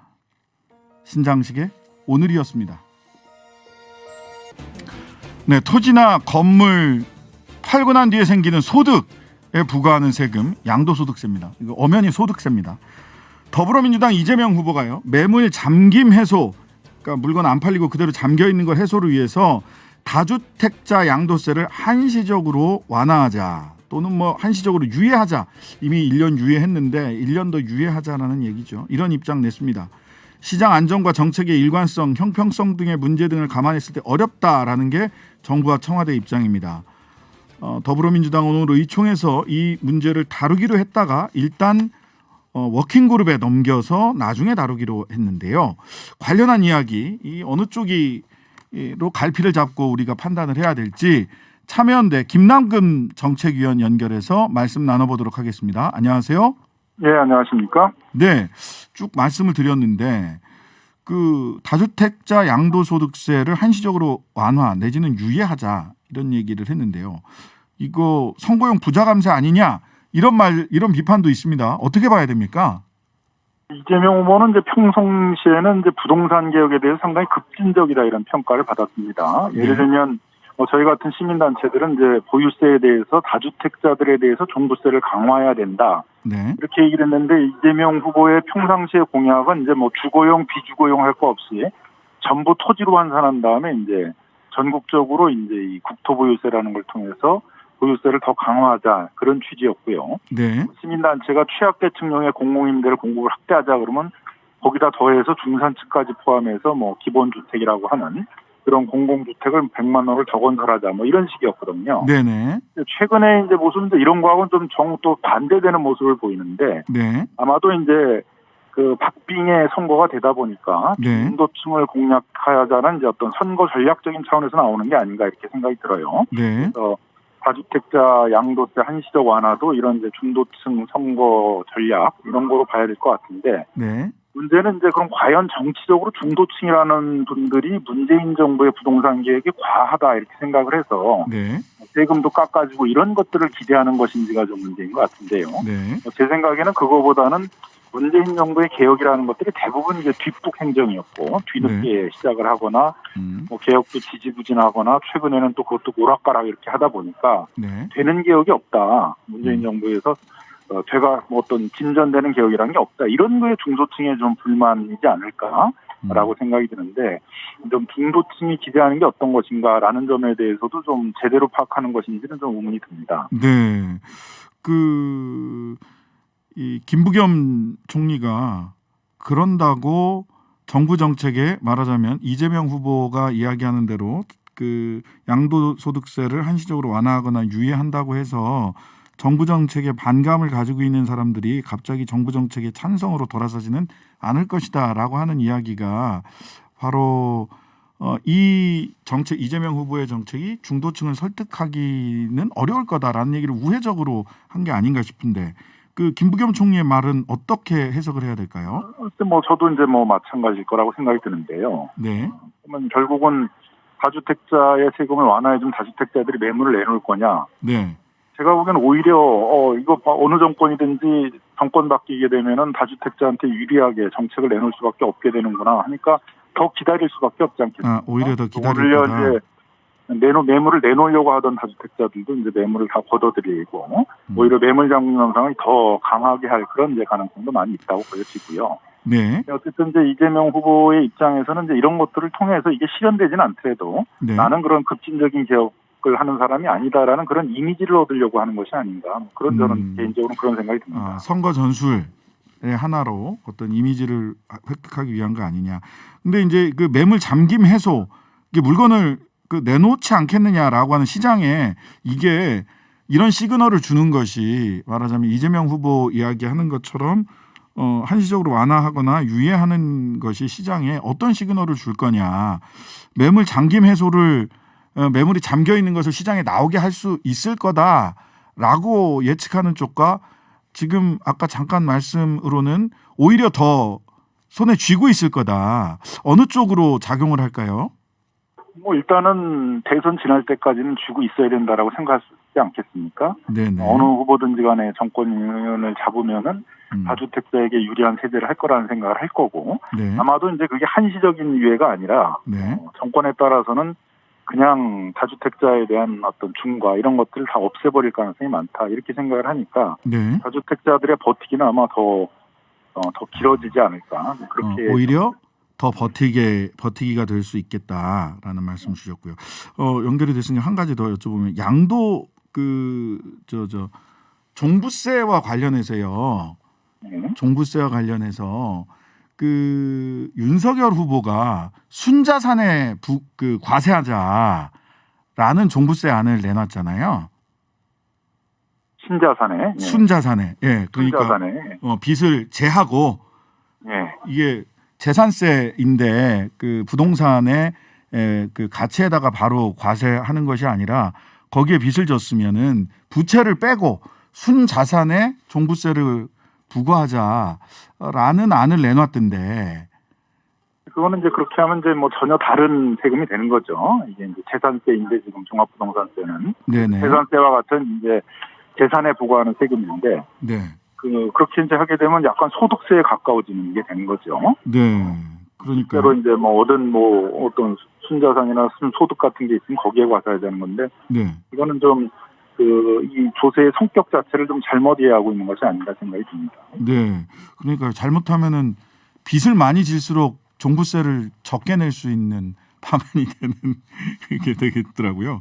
자, 그런데 우리 하나 조금 더 점검을 해보면 이 양도소득세가 도대체 세부담이 어느 정도가 되길래 이렇게 올해 여러 가지 세제가 있어서 논쟁이 많이 될 수도 있어야 될 것 같은데 다양한 그 세금 정책이 논쟁이 되는 것이 대선에서 좋을 텐데 양도세만 굉장히 논란이 되고 있어요. 종부세, 양도세. 자, 양도세 세부 남은지가 얼마나 됩니까? 뭐 예를 들면 5억에 산 주택을 10억에 팔았다. 네네. 양도 차익이 5억이다 그러면 한 2억 2,400만 원 정도를 이제 양도세로 기본적으로 내야 됩니다. 네네. 보유 기간이 이제 길어지게 되면 뭐 3년 이상이면 6%, 그다음에 뭐 4년이면 8% 이렇게 연도별로 2%씩 이제 공제해 주는 게 있게 되고요. 네. 근데 이제 다주택자들은 가격이 많이 오르는, 그래서 투기적 목적으로 집을 샀다라고 볼 수 있는 그런 조정 대상 구역에서의 그 주택을 2주택 이상 갖게 되게 되면 여기다 20%의 가산을 더하게 되고요. 네. 소위 뭐 예전 마용성 뭐 이런 데죠. 예. 네. 예. 그러니까 이제 서울은 다 투기과열 지역이고 또 네. 서울 주변도 대부분 조정 대상 구역으로 묶여 있으니까 네네. 거의 수도권 지역에서 이제 다주택을 갖고 있으면은 2주택인 경우에는 20%를 가산하고 3주택인 경우에는 30%를 가산하는 것이죠. 네네. 이에 비해서 이제 1주택자의 경우에 있어서는 아무리 고가주택이어도 12억 이하면은 이제 비과세이고 네. 12억을 초과하는 부분에 대해서도 네. 그 10년 이상 보유를 하게 되면 40%, 거주가 또 10년 이상이면 또 40%에서 총 80%까지 공제해주기 때문에 네네. 1가구 1주택자들은 이제 거의 양도소득세를 내지 않는 것이죠.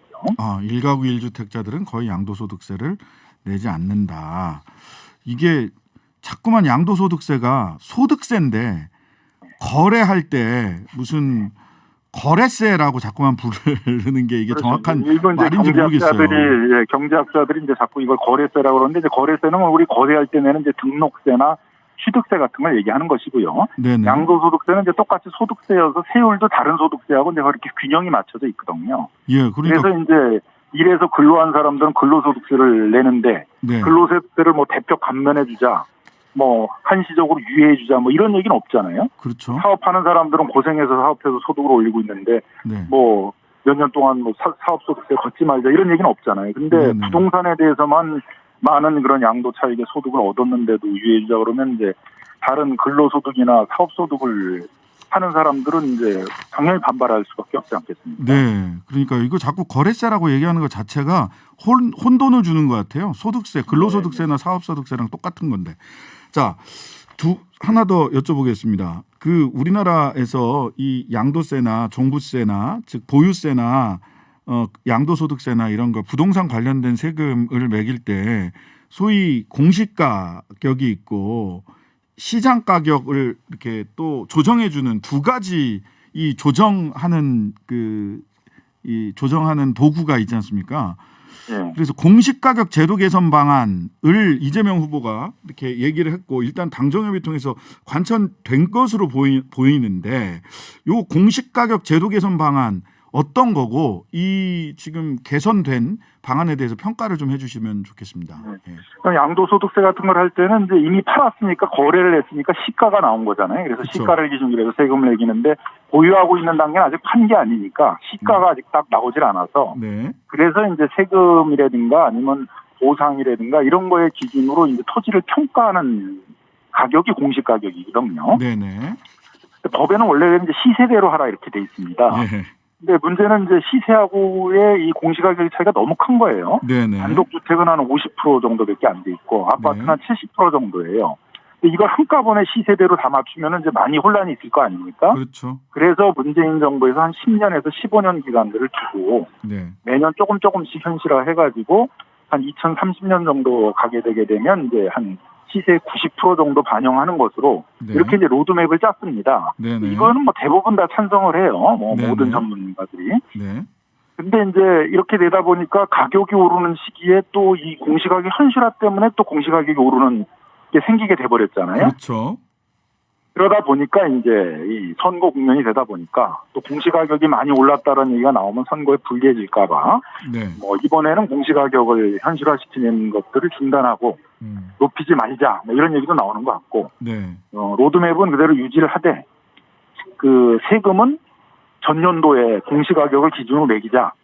그러니까 인상률이 100%가 안 넘게 그러니까 그대로 인상을 하지 못하도록 하자 뭐 이런 의견들도 좀 나오는 것 같고요. 예, 작년과 그런데- 똑같이 나오게 하자. 예. 네, 그렇죠. 이제 그렇게 네. 이제 하자는 얘기가 나오는 것 같은데 이제 다 뭐 법을 고쳐야 되는 그런 얘기에 해당이 되는 거고 네네. 또 무엇보다도 평가는 정확하게 하고 적용은 유연하게 하자 이게 원칙이거든요. 네네. 일단은 평가 자체가 정확하지가 않게 되면 조세 저항이 더 심해지게 되잖아요. 네. 네. 내세금이 정확하게 매겨진다는 생각이 안 들고 보상은 거꾸로 너무 적게 받는다 이렇게 생각을 하게 되니까 네. 혼선이 많아서 네. 어느 나라나 이제 공시가격은 시세의 한 90에서 110% 사이에 네. 거의 시세에 가깝게 이렇게 평가를 하고 있거든요. 네. 우리도 그렇게 이제 선진화돼 가야 된다 막 맞을 것 같고요. 근데 다만 이제 이게 뭐 복지나 이런 데도 적용이 되는데 네. 이게 급격히 올라가지고 뭐 복지 수급자에서 탈락한다 이런 문제가 생긴다면 그 복지 부분에 대해서 뭐 공정가액 비율 같은 걸 만들어 가지고 네. 적용률을 좀 낮추거나 지금도 네. 재산세는 한 60%만 이제 반영을 하잖아요. 네. 네. 그렇죠. 그런 방식들을 통해서 유연하게 적용하면 될 문제이지 네. 공시가격의 현실화 이 자체를 흔들어서는 이제 안 될 문제라고 보여집니다. 지금 그 이재명 그 후보와 당정 협의를 통해서 관철된 것도 공시가격 제도 자체를 흔들기보다는 이 적용을 올해는 작년 거 기준으로 적용을 하자. 요렇게 요 정도 조정을 한 건가요? 아니면은 제도 자체를 지금 손을 댔다고 보시나요?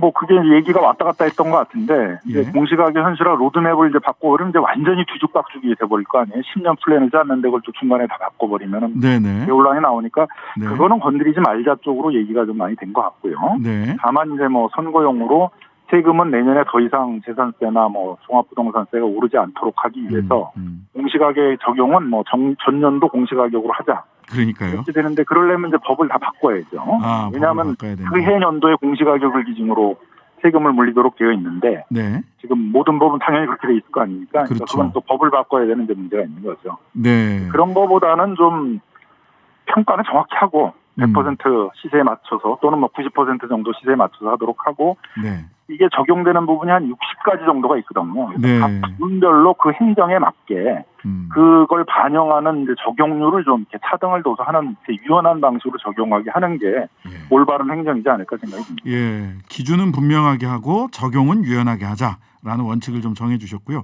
자, 지금 주택 가격 하향 안정화되는 것으로 보인다. 이런데 이게 이제 너무 급격히 하향돼도 그 좀 문제가 발생한다라고 얘기는 하지만 혹시 양도소득세 관련된 유예나 완화가 이 다시 또 이 주택 시장을 꿈틀거리게 해서 주택 가격을 오르는 우상향으로 끌고 갈 가능성도 지금 존재하는 건가요? 그렇죠. 이제 지금은 어떻게 보면 이제 조정 국면에 들어갔다 이렇게 대부분의 전문가들은 이제 얘기를 합니다. 그렇죠. 어느 정도는 이제 뭐 문재인 정부에 오른 것들이 다 거품이 빠질 정도인지에 대해서는 또 여러 의견이 있지만 적어도 한 2018년 정도 수준까지는 이제 거품이 빠질 거다 이렇게들 많이 얘기하고 있어요. 네. 그게 이제 뭐 어느 정도의 기간 동안을 거치면서 그렇게 갈 것인지는 이제 또 봐야 되겠지만은. 네. 근데 자꾸 이제 뭐 그 양도소득세 1가구 1주택 비과세 부분을 9억에서 12억으로 올리고 이러는 조치들이 보게 되면 이제 시장에서는 가격은 안 떨어지는구나. 네. 그런 신호를 주는 거거든요. 네. 정부 정책도 그냥 오른 건 다 인정하고 네. 오른 걸 기준으로 해서 새롭게 제도들을 다 만드는구나. 네. 이런 신호를 이제 주는 것이어서 네. 어떤 이 소득 수준에 비해서 너무 주택 가격이 많이 올라서 조정이 불가피한 상황인데 그런 이제 시장에서의 어떤 자율 조정들을 좀 가로막는 그런 이제 악영향을 줄 수 있는 것이죠. 네, 알겠습니다. 아이고 몇 가지 더 질문 드리고 싶은 게 있는데 시간이 다 돼서 오늘은 여기까지만 말씀 나눠야 될 것 같습니다. 예, 지금까지 참여연대 김남근 정책위원이었습니다. 감사합니다. 예, 감사합니다. 네, 대통령을 위한 경제 놓치면 안 될 경제 이슈를 야무지게 챙겨주십니다. 이창민 한양대 경영학부 교수님 함께합니다. 안녕하세요. 네, 안녕하세요. 네, 자 우리가 지난주에요 SK 실트론 최태원 회장 이야기했잖아요. 네네네. 소위 그 재벌 기업 총수에게 돈을 몰아주는 새로운 방법. 네, 사업 기회를 유용하는 거. 사업 기회를 회사가 주식회사 SK주가 네네. 사업 기회를 가져야 되는데 LG 실트론. 네, 맞습니다. 근데 자기들이 주식 살 줄 알았더니 갑자기 자기들은 포기하고. 네. 최태원 회장이 그 주식을 취득하게 함으로 인해서 사업 기회를 갖게 됐다. 이것도 새로운 방식의 재벌기업 총수에 대한 돈 몰아주기다. 네네네. 과징금 16억 원으로 정리됐네요. 이 많다면 많지만 굉장히 일반인들이 보기에는 많은 돈이지만 사실은 과징금 16억 원 이게 어떻습니까? 어떻게 평가해야 됩니까? 뭐 첫 번째 좋은 점은요. 네. 저번 시간에도 다뤘지만 이게 새로운 인정했다. 새로운 유형을. 예, 새로운 유형을 인정했다라는 거잖아요. 네네. 이게 거의 첫 사례로 보여지거든요. 예, 오늘 예. 공정위 보도자료 보니까 첫 사례라고 얘기를 했던 것 같아요. 그러니까 이게 나름대로의 이제 판례의 역할을 하는 거니까요. 예, 이런 면에서는 예, 긍정적인 부분이 분명히 있다고 보고요. 예, 예. 저희가 저번 시간에 쟁점이 될 거라고 생각했던 이게 사업 기회냐라는 네, 것도 사업기회 유용이라고 볼 수 있는 야, 얘기죠. 이거 사업기회냐. 그것도 일종의 뭐 단순 재무적 투자 아니냐 그랬는데 사업 기회로 일단은 본 거고요. 아, 지분 취득하는 것도 사업계다. 네, 그냥 그렇죠. 이게 네. 주식을 양보한 거잖아요. 네, 말을 네. 하자면. 네, 맞습니다. 그러니까 이거는 그냥 재무적 투자니까 이것을 사업 기회로 볼 거냐. 이게 무슨 뭐 자동차 만드는 사업 기회를 최태원 회장에게 양보했어요. 과거에 눈에 보이는 어떤 사업 기회가 아니라 그렇죠. 네. 주식의 취득, 지분의 취득 자체를 사업 기회로 볼 수 있느냐 해서 주식의 취득도 지분의 취득도 사업 기회다. 네, 그렇죠. 이건 굉장히 의미 있는 결정일 수 네, 있겠습니다. 네. 그러니까 그거는 굉장히 긍정적으로 평가할 수 있고요. 네, 네. 그러면은 좋은데 좀 아쉬운 거는요. 뭐 나왔지만 과징금 16억 딱 나왔어요. 네. 최태원 회장한테 8억 원, 주 SK한테 8억 원. 오. 네. 그런데 껌값인데 지나치게. 근데 공정위가 할 수 있는 게 세 가지가 있는데요. 네. 과징금을 부과하는 것, 그다음에 네. 이제 시정 조치, 네, 시정해라. 그다음에 검찰의 고발인데요. 네. 사실 시정 조치는 이번에 나온 거는 별 의미 없는 시정 조치예요. 그러니까 이런 거죠. 쉽게 말씀드리면 다음부터 하지 마세요. 아니 그런 건 시정 조치 아니에요. 시정 조치 세게 하려면 자 원상 회복하세요. 네네네. 이렇게 가야 시정 조치가 의미가 있어요. 그렇죠. 그래서 원상회복 조치를 할 수 있는데 사실은 그거를 안 한 게 좀 아쉬워요. 네. 근데 최태원 회장이 지금 ESG 본인이 굉장히 외치시잖아요. ESG가 네.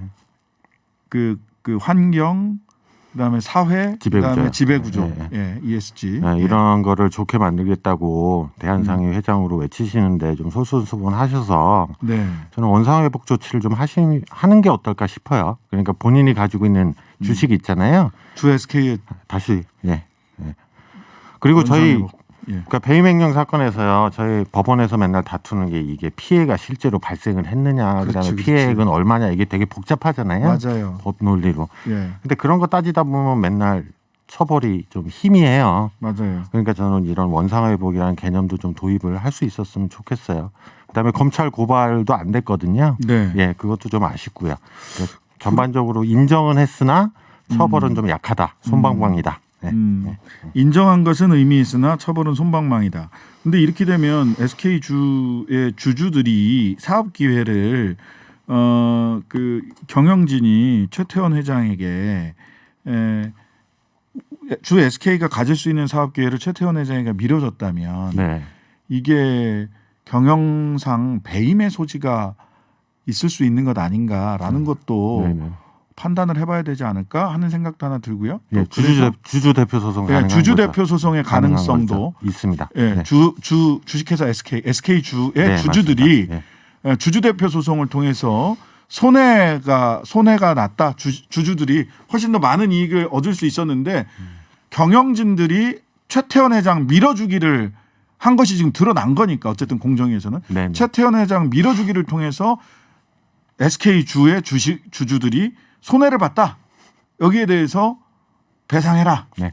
주주 대표 소송의 성립 요건 또 어느 정도 맞을 것 같은데 예, 이거 예, 누군가는 어느 변호사가 검토하고 있을지도 모르겠다는 생각이 들긴 하네요. 그리고 국민연금이 나서주면 좋고요. 이럴 때 사실 국민연금이 나서주는 게 네, 맞습니다. 이 국민연금은 다 우리 국민들의 돈이니까요. 국민들의 노후 자금이잖아요. 네, 네. 예. 자, 본격적인 오늘의 주제로 이거 우리가 굉장히 눈여겨봤던 것이 또 이렇게 일주일 만에 성과가 나오니까 할 얘기가 많네요. 왠지 우리가 잘해서 된 것 같기도 하고 막. 네, 카카오페이 우리 정말 많이 쓰잖아요. 자, 경영진 주식 매각 소식이 깜짝 뉴스였습니다. 대표와 경영진이 매각한 지분이 44만. 이거 왕창 갖다 내다 팔아가지고 주가 폭락한 이 사건인 거죠. 네, 네. 네. 어떤 건지 상세히 좀 말씀 좀 해주시죠. 예, 이게 이제 스톡 옵션인데요. 예. 뭐 조금 설명을 드리면 일단 카카오페이가 11월 3일에 상장을 했어요. 그거는 네. 뭐 다들 아실 거고요. 근데 이제 문제는 다수의 경영진이 스톡 옵션을 보유하고 있습니다. 그러니까 스톡 옵션이라는 거는 저희가 사전적으로 예를 들면 주식을 사전에 너는 얼마에 미래에 살 수 있는 권리를 주는 거예요. 네. 그러니까 지금 요 케이스 같은 경우는 카카오페이 경영진이 얼마의 주식을 살 수 있는 권리냐면 5,000원이에요. 네, 5,000원이니까 거의 액면가죠. 네. 어우. 근데 지금은 거의 뭐 20만 원, 거의 15, 20, 16, 17만 원 여기서 왔다 갔다 하고 있거든요. 액면가 5,000원, 네. 실거래가 예, 지금은 오늘은 한 16만 원 정도 16만 원에서 됐거든요. 20만 원 사이 네, 왔다 갔다 한다는 거죠. 예, 와우, 예. 이게 몇 배짜리야. 네. 그 스톡 옵션을 받았어. 예, 그래서 스톡 옵션을 다수 가지고 있었는데요. 네. 그거를 11월 24일인가 스톡 옵션을 행사를 한다고 표현을 해요. 예. 그러니까 그거는 경영진이 원래 권리만 가지고 있는 거잖아요. 예. 주식을 살 수 있는 권리를. 근데 예. 실제 산 거예요. 예. 네. 그러니까 여기까지는 뭐 별 그럴 문제가 수도 없어요. 있지. 자기 권리를 행사한 거니까. 그리고 그거는 뭐 사전에 정해져 있는 계약에 따라서 살 수 있는 기간에 산 거니까요. 행사할 네. 수 있는. 네. 근데 그거를 문제는 12월 10일 날 네. 이분들이 단체로 파셨어요. 바로 네. 아 그러면은 당연히 폭락하지. 너무 뻔하잖아요. 그러니까 이거 되게 조심해야 되는 문제거든요. 경영진인데. 네. 그러니까 이게 경영진이 보통 주식을 자기가 들고 있는 주식을 사거나 아니 예. 좀 지금은 이제 판 경우인데요. 그렇죠. 판 경우에는 시장에 영향력이 상당히 가요. 그러니까 외부에 있는 주주들이나 투자자들 입장에서는 그렇지. 예를 어? 들면 CEO가 주식을 팔면 이거 이 회사 이거 어떻게 되나 보다 이렇게 그렇죠. 생각을 하죠. 네. 그런 시그널로 보이죠. 예. 그리고 지금이 그냥 고점인가? 우리도 그렇지. 팔아야 되나 이런 생각을 하게 된다고요. 네네. 시장에 혼란을 주는 거기 때문에 네.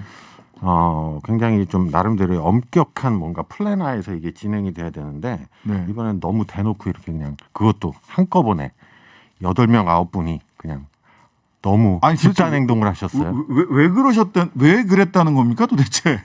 아니 회사 경영진이면 당연히 이렇게 했을 때 자기 회사 주식이 폭락한다 떨어진다. 그랬을 때 회사 가치가 전반적으로 떨어지고 회사의 시장에서 신뢰도도 떨어질 수 있고 사업 기회도 사업에 대한 전망이나 이런 투자도 이 굉장히 그 위축될 수 있는데 그럼에도 불구하고 내가 이 스톡 옵션을 통해서 얻을 수 있는 이익이 지금이 극대화된 지점이다 해가지고 그냥 갖다 판 거예요? 그러니까 이제 시장에서 개미 투자자분들은 나쁘게 해석을 하시면 네. 야 이거 카카오페이가 성장 전망도 없는 거 아니냐. 그러니까 지금 이 상황에서 자기들은 내부 정보가 있으니까 이렇게 판 거 아니냐라는 그런 일종의 나쁜 해석이 돌고 그러니까 나쁜 해석하면은 네. 소위 그 요즘 하는 말로 이제 주식 팔고 소위 XX런 먹튀 먹튀 이런 내지는 얘기가 빤스런 뭐 네. 이런 얘기 하잖아요. 말하자면 그런 거냐. 그다음에 네. 이제 또 하나의 해석은 예. 세금을 아끼려고 그랬다. 세금 예, 그러니까 개인에게 들어오는 아니요 세금. 대주주들이 주식을 팔 때요 양도 네네. 차익에 대해서 주식 양도세가 붙어요. 대주주들. 그렇죠, 그렇죠. 근데 여기서는 대주주라는 건 세법상 대주주라 네, 그냥 일반적으로 저희가 생각하는 거랑 좀 달라요. 그러니까 네. 뭐 주식을 들고 있는 가치가 10억 이상이 되거나 네, 이러면 대주주가 되기 때문에 네, 팔 때 양도 차익에 대해서 세금을 상당히 많이 내게 돼요. 그러니까 지금 대부분 주식 스탁 옵션을 행사를 하면 주식이 생긴 거잖아요. 네, 그랬죠. 그럼 이 부분들이 많은 부분이 대주주의 조건이 들어가요. 들어가 버려요. 네, 그러면 내년에 또 주식을 팔 때 세금을 되게 많이 맞아야. 그러니까 지금 스탁 옵션을 행사해서 주식을 산 다음에 바로 팔아버리면 대주주가 안 되잖아요. 네. 그 인터벌, 네. 그 짧은 틈에 대주주가 돼서 네. 주식 거래세를 네. 주식 양도소득세를 네네네. 적게 내려고. 네. 너무 무책임한 거 아닙니까? 그래도 경영진인데. 그러니까 이게 또 어떻게 안 좋은 시그널로 갈 수 아니 물론 개인에게는 자기 권리의 실현인데. 네.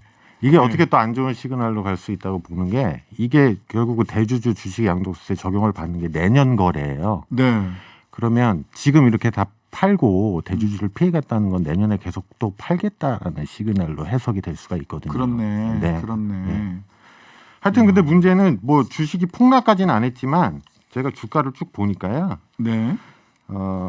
오히려 스톡 옵션 행사를 했던 날 11월 24일은 네. 일단은 산 거잖아요. 그때는. 네, 그렇죠. 그러니까 그때 5천 원 주고 샀어요. 네, 그래서 그때는 오히려 주가가 조금 올랐어요. 어. 그런데 이제 저희 단체도 매각하고 나서 네. 그다음부터 일종의 저희가 이거를 추세라고 그러거든요. 주가도 추세가 굉장히 중요한데 추세적으로 조금 떨어지는 방향으로 움직여요. 그래서 20만 원대에서 오늘 한 16만 원대까지 지금 간 거예요. 근데 그 추세를 꺾은 게 그날 대량 매각한 그날이라고 보시면 될 것 같아요. 어쨌든 뭐 정당한 사회재산권의 행사냐 아니면 그 경영진으로서의 무책임함이냐 심지어는 투자자를 기망한 거 아니냐 이런 얘기까지 다양한 평가가 네. 가능해 보이고 개미들로서는 그런 경영진이 그렇게 주식을 갖다가 확 팔아버리면 당연히 부정적 시그널로 볼 수밖에 없지 않나 하는 생각. 근데 여기서 쟁점이 정당한 사유재산권 행사냐 이런 거를 자꾸 보시는데요. 네네. 사실은 그러니까 제가 미국 예를 들어드리면 네. 이게 시장을 교란하고 굉장히 많은 문제점을 일으킨다는 게 미국에서 굉장히 많이 드러났어요. 거기 뭐 스탁옵션이 굉장히 스탁옵션이 많거든요. 많은 CEO들이. 나라니까. 그러니까 네. 저희가 소위 말해서 스탁옵션 가지고 CEO들이 장난친다 이런 표현을 네, 하는데요. 네, 네. 그래서 미국 예를 들면 한국금감원에서 주로 보는 게 이거예요. 네. 네. 그래서 미국은 어떤 규율이 있냐면 우리 SEC라고 미국 증권거래 우리나라 지금 SEC 증권거래위원회, 예, 금융감독원. 증권거래소, 증권거래위원회다. 그러니까 주요 경영진은 네. 주식을 파는 예. 양이나 날짜 이런 거를 미리 정해진 스케줄에 따라 해야 돼요. 아, 그게 굉장히 규율이에요. 세네. 예. 아, 그렇군요. 그게 미국이 그 네. 자유로운 금융 자유의 나라가 네. 굉장히 강하게 규율하네요. 네. 이 정도면 뭐 우리나라에서 이렇게 하면 난리 나겠는데 사유재산권 침해한다고? 아니 그러니까 그게 사유재산권이라는 게 그 시장의 기본적인 질서에 문제가 있는 거잖아요. 아, 시장 질서 안에서 네. 재산권도 돌아가야 되는 거예요. 돌아가야 되는 그리고 거다. 그게 자기는 사유재산권을 행사한다고 그러지만 다른 네. 사람들의 사유재산권을 침해하는 행위가 될 수도 있고요. 네, 네. 이해상충이 되는 거잖아요. 이게. 네, 네. 민법책 맨 앞에도 공공복리와 사회 질서를 유지하는 안에서 사적 소유권이 예, 보장된다라는 얘기가 나옵니다. 네. 예. 자, 이렇게 엄격합니다. 우리나라도 좀 엄격하게 할 필요가 있겠네요. 스톡옵션 행사에 대해서도. 네. 자, 최대 주주가 카카오 다음 카카오 다음으로 있는 카카오 다음으로 높은 지분 소유한 데가 중국 알리페이네요. 네네네. 향후 카카오페이 주가 향방도 알리페이에 달려 있는 겁니까? 그러면? 알리페이에 근데 알리페이도 일정 정도 지금 묶여 있는 지분이 있고요. 묶여 네. 있는 게 일종의 당분간은 팔지 못하는 지분이 있고요. 예. 파는 지분이 일정 정도 있는데 알리페이도가 만약에 또 집단적으로 매각을 하면 뭐 시장에 영향은 가겠죠. 영향은 가겠는데 제가 보기엔 지금은 이 문제는 핵심은 사실 우리나라 전문 경영인들이 이제 스탁옵션이나 이런 것들을 상당히 많이 가지고 있는 추세로 가기 때문에 네. 이런 거에 매각 행위라든가 이런 거에 대해서 그러니까 이제는 슬슬 좀 레귤레이션 규제를 들여다볼 단계가 됐다라는 게 이번 사건의 의미인 것 같아요. 예. 네. 우리가 스탁옵션의 천국 금융 자본주의가 만개한 나라라고 생각하는 미국도 경영진 스탁옵션을 행사할 때는 그 스케줄과 양 일정과 그다음에 행사할 때 행사에서 그걸 판매할 때 팔 때 그 거래량이 네. 스케줄표가 다 나와 있다. 예, 그걸 공시하고 시장에 미리 알려주는 미리 거죠. 알려줘야 된다. 네. 이거를 사유재산권 행사라고 합리화하려고 하지 마라. 네. 이런 규제가 우리 시장에도 필요하다라는 말씀까지. 자, 이창민 한양대 경영학부 교수였습니다. 감사합니다. 네, 감사합니다. 네, 아들을 둘러싼 더불어민주당 이재명 후보의 사과, 부인 관련한 국민의힘 윤석열 후보의 사과? 인드 사과 아닌 사과 같은 여야 대선 후보의 사과가 말 그대로 지난주에 쏟아졌습니다. 사과로 정책 위기를 어떻게 돌파할 수 있을까? 사과를 안 할 수도 없고 또 하려면 제대로 해야 되고. 그런데 잘한 사과가 10가지 정책이 안 부럽다. 뭐 이런 얘기도 있어요. 아, 열 정책 안 부러운 사과도 있다. 가천대 한상익 교수 모시고 이야기 나눠보겠습니다. 안녕하세요. 안녕하세요. 한상익입니다. 예, 참 정치하면서 사과할 일은 있게 마련이거든요. 있죠. 그 사과 뭐 내 잘못도 있고 주변 잘못도 있고 또는 나와 전혀 상관이 없는 상황에 대해서 송구한 것도 있습니다. 오, 자식 특히 이제 친인척 같은 경우는 항상 우리나라에 연좌제는 없는데 그다음에 아니 경제적으로 가사를 독립해 있고 경제활동을 독립해 있고 이미 성인인 자식이나 부모, 직계 친족, 비속 또 부인. 이게 복잡합니다. 무한 책임을 져야 된다. 이런 분도 계시고. 그게 얼굴 팔리는 사람들의 운명이다. 공인의 운명이라고 하죠. 받아들여라. 예. 정도를 근데 어떤 선은 넘지 말아야 되잖아요, 서로. 그렇죠. 개인적인 사안들 있잖아요. 그냥 네. 특히 사생활 네. 이런 걸 가지고 그 꼬투리를 잡아 사과를 하라 그러면 이거 어떡할 거예요. 근데 그럼에도 불구하고 사과가 되게 중요한 게 정치인한테 사과란? 그러니까. 사실 상대방의 비난에 딱 직면을 했을 때 네네. 사람들의 선택은 세 가지입니다. 네. 적반하장. 내가 왜? 네가 이거 하고. 이게 첫날 그 윤석열 후보에 또 그래. 가서 제대로 취재하고 그쪽 말만 듣지 말고 예. 시간 강사나 겸임 교수나 했던 이게 첫날의 반응이었어요. 예, 그거 억울하다. 또 이제 안면몰수. 안면몰수. 모르는 일입니다. 모르겠는데 기억이 안 모르는 나는데. 일입니다.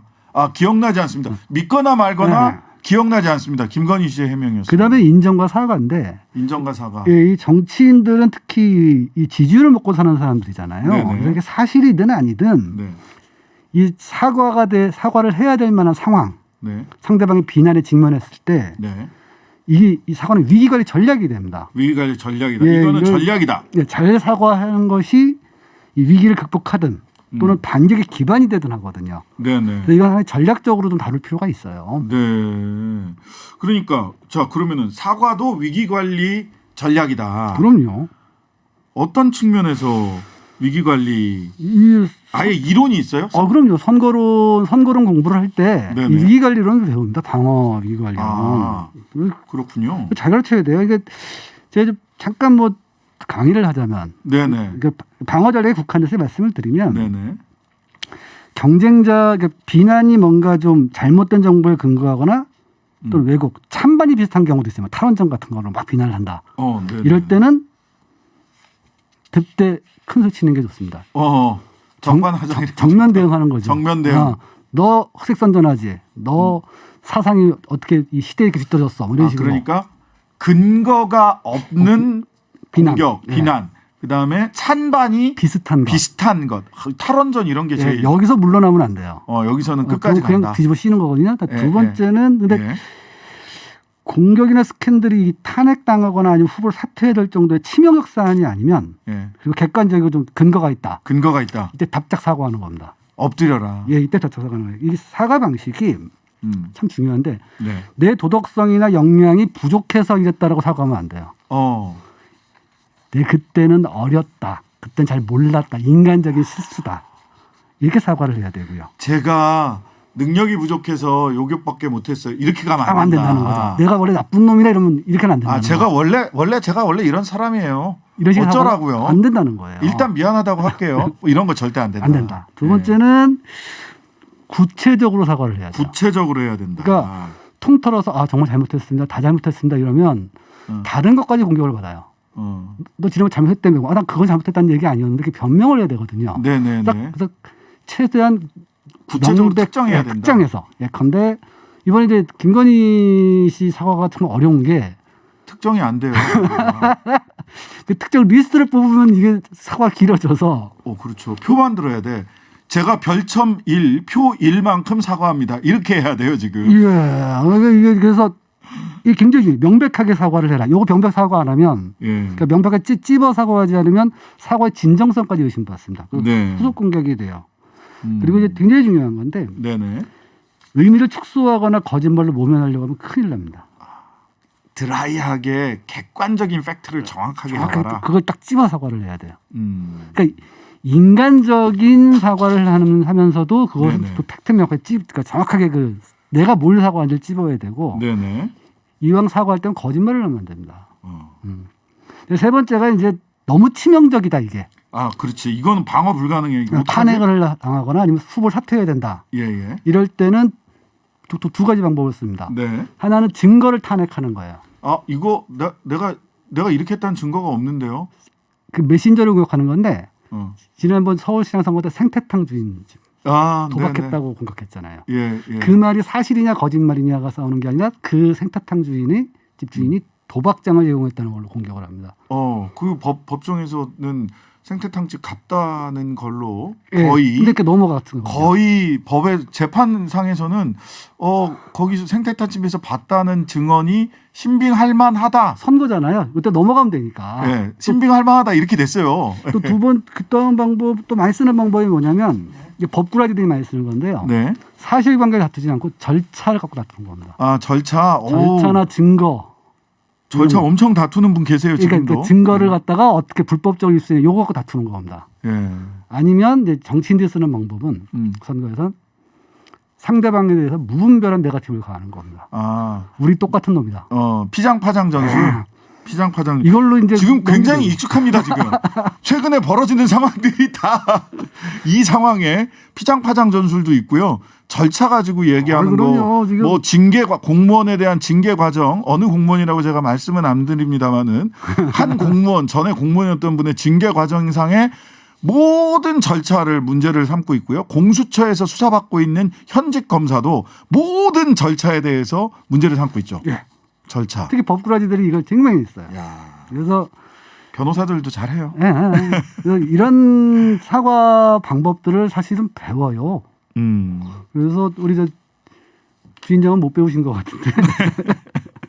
왜요? 저도 세게 사과했습니다 작년에. 그래서 지금 우리 사과하는 것들 보면은 다 그 밑에서 이 전문가들이 이걸 어떻게 해야 된다 이거 가르쳐 주는 겁니다. 아니 뭐 재벌 회장들이나 또는 재벌 자제분들 그 법정이나 조사받으러 출두할 때는 이미지 컨설턴트까지 다 도와주거든요. 그래서 헤어스타일, 옷 색깔, 눈의 위치, 아래를 내려다봐라. 헤어스타일, 옷 색깔, 그다음에 걸어 들어가는 거 이런 것까지 다 이미지 컨설팅 받고 갑니다. 그게 바로 이제 이거거든요. 잘못을 인간적인 걸로 메꿔버리는 거예요. 네, 반성하고 있어요. 예. 뭐 이번에 보면은 그 사과 아주 잘하신 분도 한 분 계세요. 누굽니까? 이재명 후보 보면은 네네네. 대장동 사과는 잘못했어요. 이게 왜 내 잘못이에요? 내가 당군 이래 최대 공익 사업이지. 핵심은 박탈감이거든요. 네. 그 박탈감에서 먼저 사과를 하고 그 다음에 이 내가 했던 거나 또는 이런 것 근데 이런 면도 있습니다. 이렇게 갔어야 된다는 이렇게 갔어야 되는데 부동산 때문에 얼마나 심려를 많이 끼쳐드렸습니까? 제가 더 할 수 더 했어야 되는데 죄송합니다. 예, 일주일 만에 이제 바꿨죠. 태도를 바꿨어요. 그런데 이미 일주일 동안 이제 미운 턴 다 백인 거예요. 맞아요. 이번에 이제 아들 찾았을 때는 아주 사과를 전 잘했다고 보는 게 담백하게 했다. 그러니까 아까 다 나오잖아요. 아들의 법적 도덕적 문제를 얘기하는 게 아니라 자식까지 나비. 다 죄인이다. 부모는 죄인이다. 다 죄인이거든. 그렇게 따지면. 그리고 모든 잘못이 나오면 형사처벌도 받겠다. 후속 조치까지 깔끔하게 했어요. 후속 조치를 분명히 얘기해야 되거든요. 거기다가 아들이 바로 또 이제 내 잘못이다라고 얘기를 해버렸거든요. 사람들이 이런 식이 되는 거예요. 그 나이에 뭐 잘못 안 한 놈도 어디서 찰떡선이 없게 철없는 아들이 돼버린 거거든요. 철없는 아들이 됐어요. 아니 아버지가 도지사인데 나이가 이제 20대 후반이나 다 돼갖고 그 몸조심 좀 하고 다니지. 그래도 이게 처신을 좀 잘하지 이렇게 되고요. 며칠 만에 끝나버렸어요. 그런데 잘못한 건 윤석열 후보의 이번 사과는 이거는 아까 말씀해 주신 거에 따라서 분석해 보면 어떤 잘못이 있는 겁니까? 우선 이걸 인간적 실수가 아니라 그게 뭐 그냥 아닌 것도 있고 긴 것도 이게 자기 실수나 이런 걸로 메꾼 게 아니죠. 저 같으면 차라리 이거 너무 가르쳐드리면 안 되는데 가르쳐드리면 안 되는데 가르쳐 주세요. 제 아내가 야등바등 살아오느라고 하다 보니 이렇게 됐다. 전적인 잘못이다. 남편이 제가 미처 챙기지 못했다. 내가 죄인이다. 부부는 공동죄인이다. 이런 식으로 우선 깔고 들어간 다음에 남편이 결혼 전껏 자기가 어떻게 알았겠어 하면서 이제 동정심이 생긴다는 거죠. 그렇게 해야 검찰총장이니 어떻게든지 이거는 법조를 하겠다. 그렇지만 여러분 이런 것 때문에 문재인 정부의 실정을 심판하지 않아서는 안 된다. 제 잘못은 제 잘못이고 이런 식으로 전환시켜버리는 뭐 그렇게 썼을 텐데 그냥 이분 보면은 뭐가 우선 사람들이 화가 났는지 몰라요. 사람들이 화가 난 것이 이런 허위 경력, 허위 인생을 살면서도 잘 먹고 잘 살았다고 지금 화를 내는 거거든요. 네네. 이거 갖다가 가짜도 있고 진짜도 있다. 진위 싸움을 들어가면 사람들이 그 사과를 보지 않죠. 그렇네. 그러니까 사과해야 될 게 대장동 건일 때 이재명 후보는 사과의 대상이 국민들의 부동산 박탈감이었다. 예. 이거에 소구하는 사과를 했어야 되는데 거기에 실패한 거고. 그렇죠. 그다음에 지금 윤석열 캠프는 국민들이 생각하는 것은 허위의 이력을 가지고 잘 먹고 잘 살았다. 그렇죠. 여기서 오는 분노인데 여기에 대해서 사과하는 것이 아니라 잘잘못을 따졌고 야 니들이 지적한 것 중에 잘못된 지적도 있어. 이거를 따져 들어갔으니까. 이게 적반하장 전술을 쓴 건데 이거는 객관적인 증거가 있을 때는 완전 망해버려요. 네네네. 그러니까 어디에 화가 있는지를 화가 나 있는 건지를 먼저 봐야 되겠네요. 핵심이 정치인은. 그겁니다. 그러니까 사과를 할 때 핵심은 네. 사람들이 무엇에 화가 나고 무엇에 얼마나 화가 나 있는지를 보는 게 가장 중요해요. 예. 우리 흔히 농담처럼 이제 여성분 비하 아닙니다. 네. 미안해. 뭘 잘못했는데? 아 그거. 일단 내가 미안해. 뭘 잘못했는데. 이게 얼마나 무서운 말이냐면 내가 그분이 뭐에 잘못하는지 모르니까 내가 잘못다고 느끼지 않는 거예요. 사람들이 제가 잘못했다고 생각을 안 하는구나라고 느끼는 거거든요. 네. 이거 똑같은 행동을 한 겁니다. 뭘 잘못했다고 생각하는지를 먼저 아는 게 가장 중요해요. 네. 그러니까요. 근데 누가 댓글 하나 주셨는데 26년 검사 생활을 해서 윤 후보는 사과를 자백으로 인식하는 그것은 사과는 정치 전략이다. 그리고 사람들이 어디에 화가 나 있는지를 먼저 생각하고 파악해라. 그게 그냥 중요해요. 그게 가장 중요해요. 잘된 사과, 잘못된 사과 이런 것도 하나하나 좀 살펴보고 싶었는데요. 시간이 다 됐습니다. 그러네요. 예, 어쨌든 어디에 화나 있는지 그것부터 그것부터 확인해라. 그다음에 사과는 전략이다. 네. 예, 위기 관리 전략의 하나다라는 말씀까지 오늘 정리해봤습니다. 가천대 사회정책대학원 한상익 교수님이었습니다. 감사합니다. 감사합니다. 네, 커피 없는 하루. 저로서는 생각할 수가 없습니다. 제가 정말 커피를 좋아하거든요.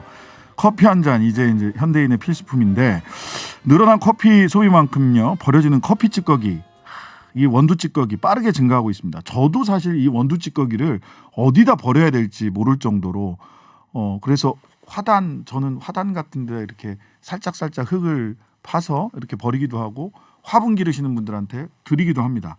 자, 서울시가 커피 찌꺼기 재활용 체계를 만들고 있다. 어떤 내용인지 서울시 최철웅 주민소통협력팀장님과 말씀 나눠보겠습니다. 팀장님 안녕하세요. 예, 안녕하세요. 네네. 커피 찌꺼기 재활용 체계 저도 필요할 것 같은데요. 이게 어떻게 하고 있는 건지 소개 좀 부탁드립니다. 예, 서울시에서는 자치구와 함께 커피 전문점에서 배출되는 커피 찌꺼기를 수거해 이를 재활용하는 사업자에게 제공하는 체계를 구축 중에 있습니다. 네. 커피를 내릴 때 원두의 0.2%만 사용되고 나머지 99.8%는 모두 커피 찌꺼기로 버려지게 되는데요. 네. 서울 시내 커피 전문점에서 하루 약 145톤의 커피 찌꺼기가 발생되는 것으로 추정되고 있습니다. 이 중에 대부분이 재활용되지 못하고 생활 폐기물로서 매립이나 소각되고 있는 실정입니다. 네네. 그래서 이 커피 찌꺼기들을 모아 재활용하게 될 경우에 환경을 보호하는 것뿐만 아니라 커피 전문점 운영자는 종량제 봉투 비용을 아낄 수가 있고 매립이나 소각에 들어가는 사회적 비용을 줄일 수도 있어 모두에게 유익한 일이 됩니다. 네, 이거 구체적으로 어디에 재활용되는 겁니까?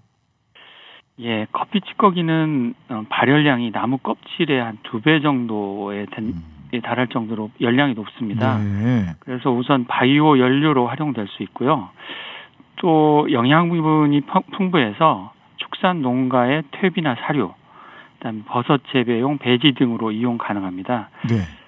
특히 이제 돼지나 소를 키우는 축사 바닥에 커피 찌꺼기를 톱밥하고 함께 깔면 이 톱밥 비용이 상당히 비싼데요. 이 비용을 절약할 수 있을 뿐만 아니라 악취도 줄일 수 있습니다. 네. 이 밖에도 친환경 건축 자재, 화분, 연필 등 다양한 제품으로 재활용할 수 있습니다. 자, 그러면은 커피 찌꺼기 재활용하고 싶은 사업자는 서울시에 얘기하면 전부 다 이렇게 제공받을 수 있는 건가요? 예, 현재 서울시에서는 커피박 재활용 활성화를 위한 사업 참여자 공모를 진행 중에 있습니다.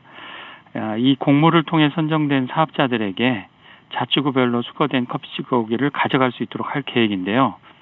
공모 참여를 원하시는 사업자께서는 서울시 홈페이지에 공고된 내용을 확인하시고 신청해 주시면 됩니다. 네. 자, 커피 찌꺼기 재활용 사업자 공모 말고 또 어떤 일들 진행하고 계신가요? 예, 서울시에서는 커피 찌꺼기의 안정적인 수거하고 재활용을 위해서 제도적인 개선 방안을 마련 중에 있습니다. 네. 예를 들어서 최근 소비가 급증하고 있는 캡슐형 커피가 이거 굉장히 많이 씁니다. 예. 예. 이 제품 같은 경우에는 수입 또는 판매하는 업체가 소비자로부터 직접 잔여물을 수거해갈 수 있도록 의무화한다든지 수분이 많이 함유된 커피 찌꺼기를 쉽게 재활용할 수 있도록 건조시키지 않고 화력발전소나 열병합 시설에서 연료를 사용 가능케 하는 등의 제도 개선을 건의하려고 준비 중에 있습니다. 네, 마지막으로 우리 시민들께 한 말씀 전해주시죠. 예, 이제 자원의 재활용은 선택이 아닌 필수가 되었습니다. 네. 쓰레기로 버려지는 커피 찌꺼기를 재활용할 수 있다면 환경을 보호하는 데 큰 도움이 될 것입니다. 시민 여러분들께서도 커피 전문점에서 배출되는 커피 찌꺼기가 재활용될 수 있도록 관심을 가져주시면 버려지는 커피 찌꺼기의 선순환 구조가 완성되는데 큰 도움이 될 거라고 생각합니다. 서울시는 커피 찌꺼기 재활용 체계가 잘 자리 잡도록 그리고 이 과정에서 여러분들의 불편함이 없도록 더욱 힘쓰겠습니다. 네, 감사합니다. 오늘 말씀 감사합니다. 지금까지 서울시 자원순환과 최철웅 주민소통협력팀장이었습니다.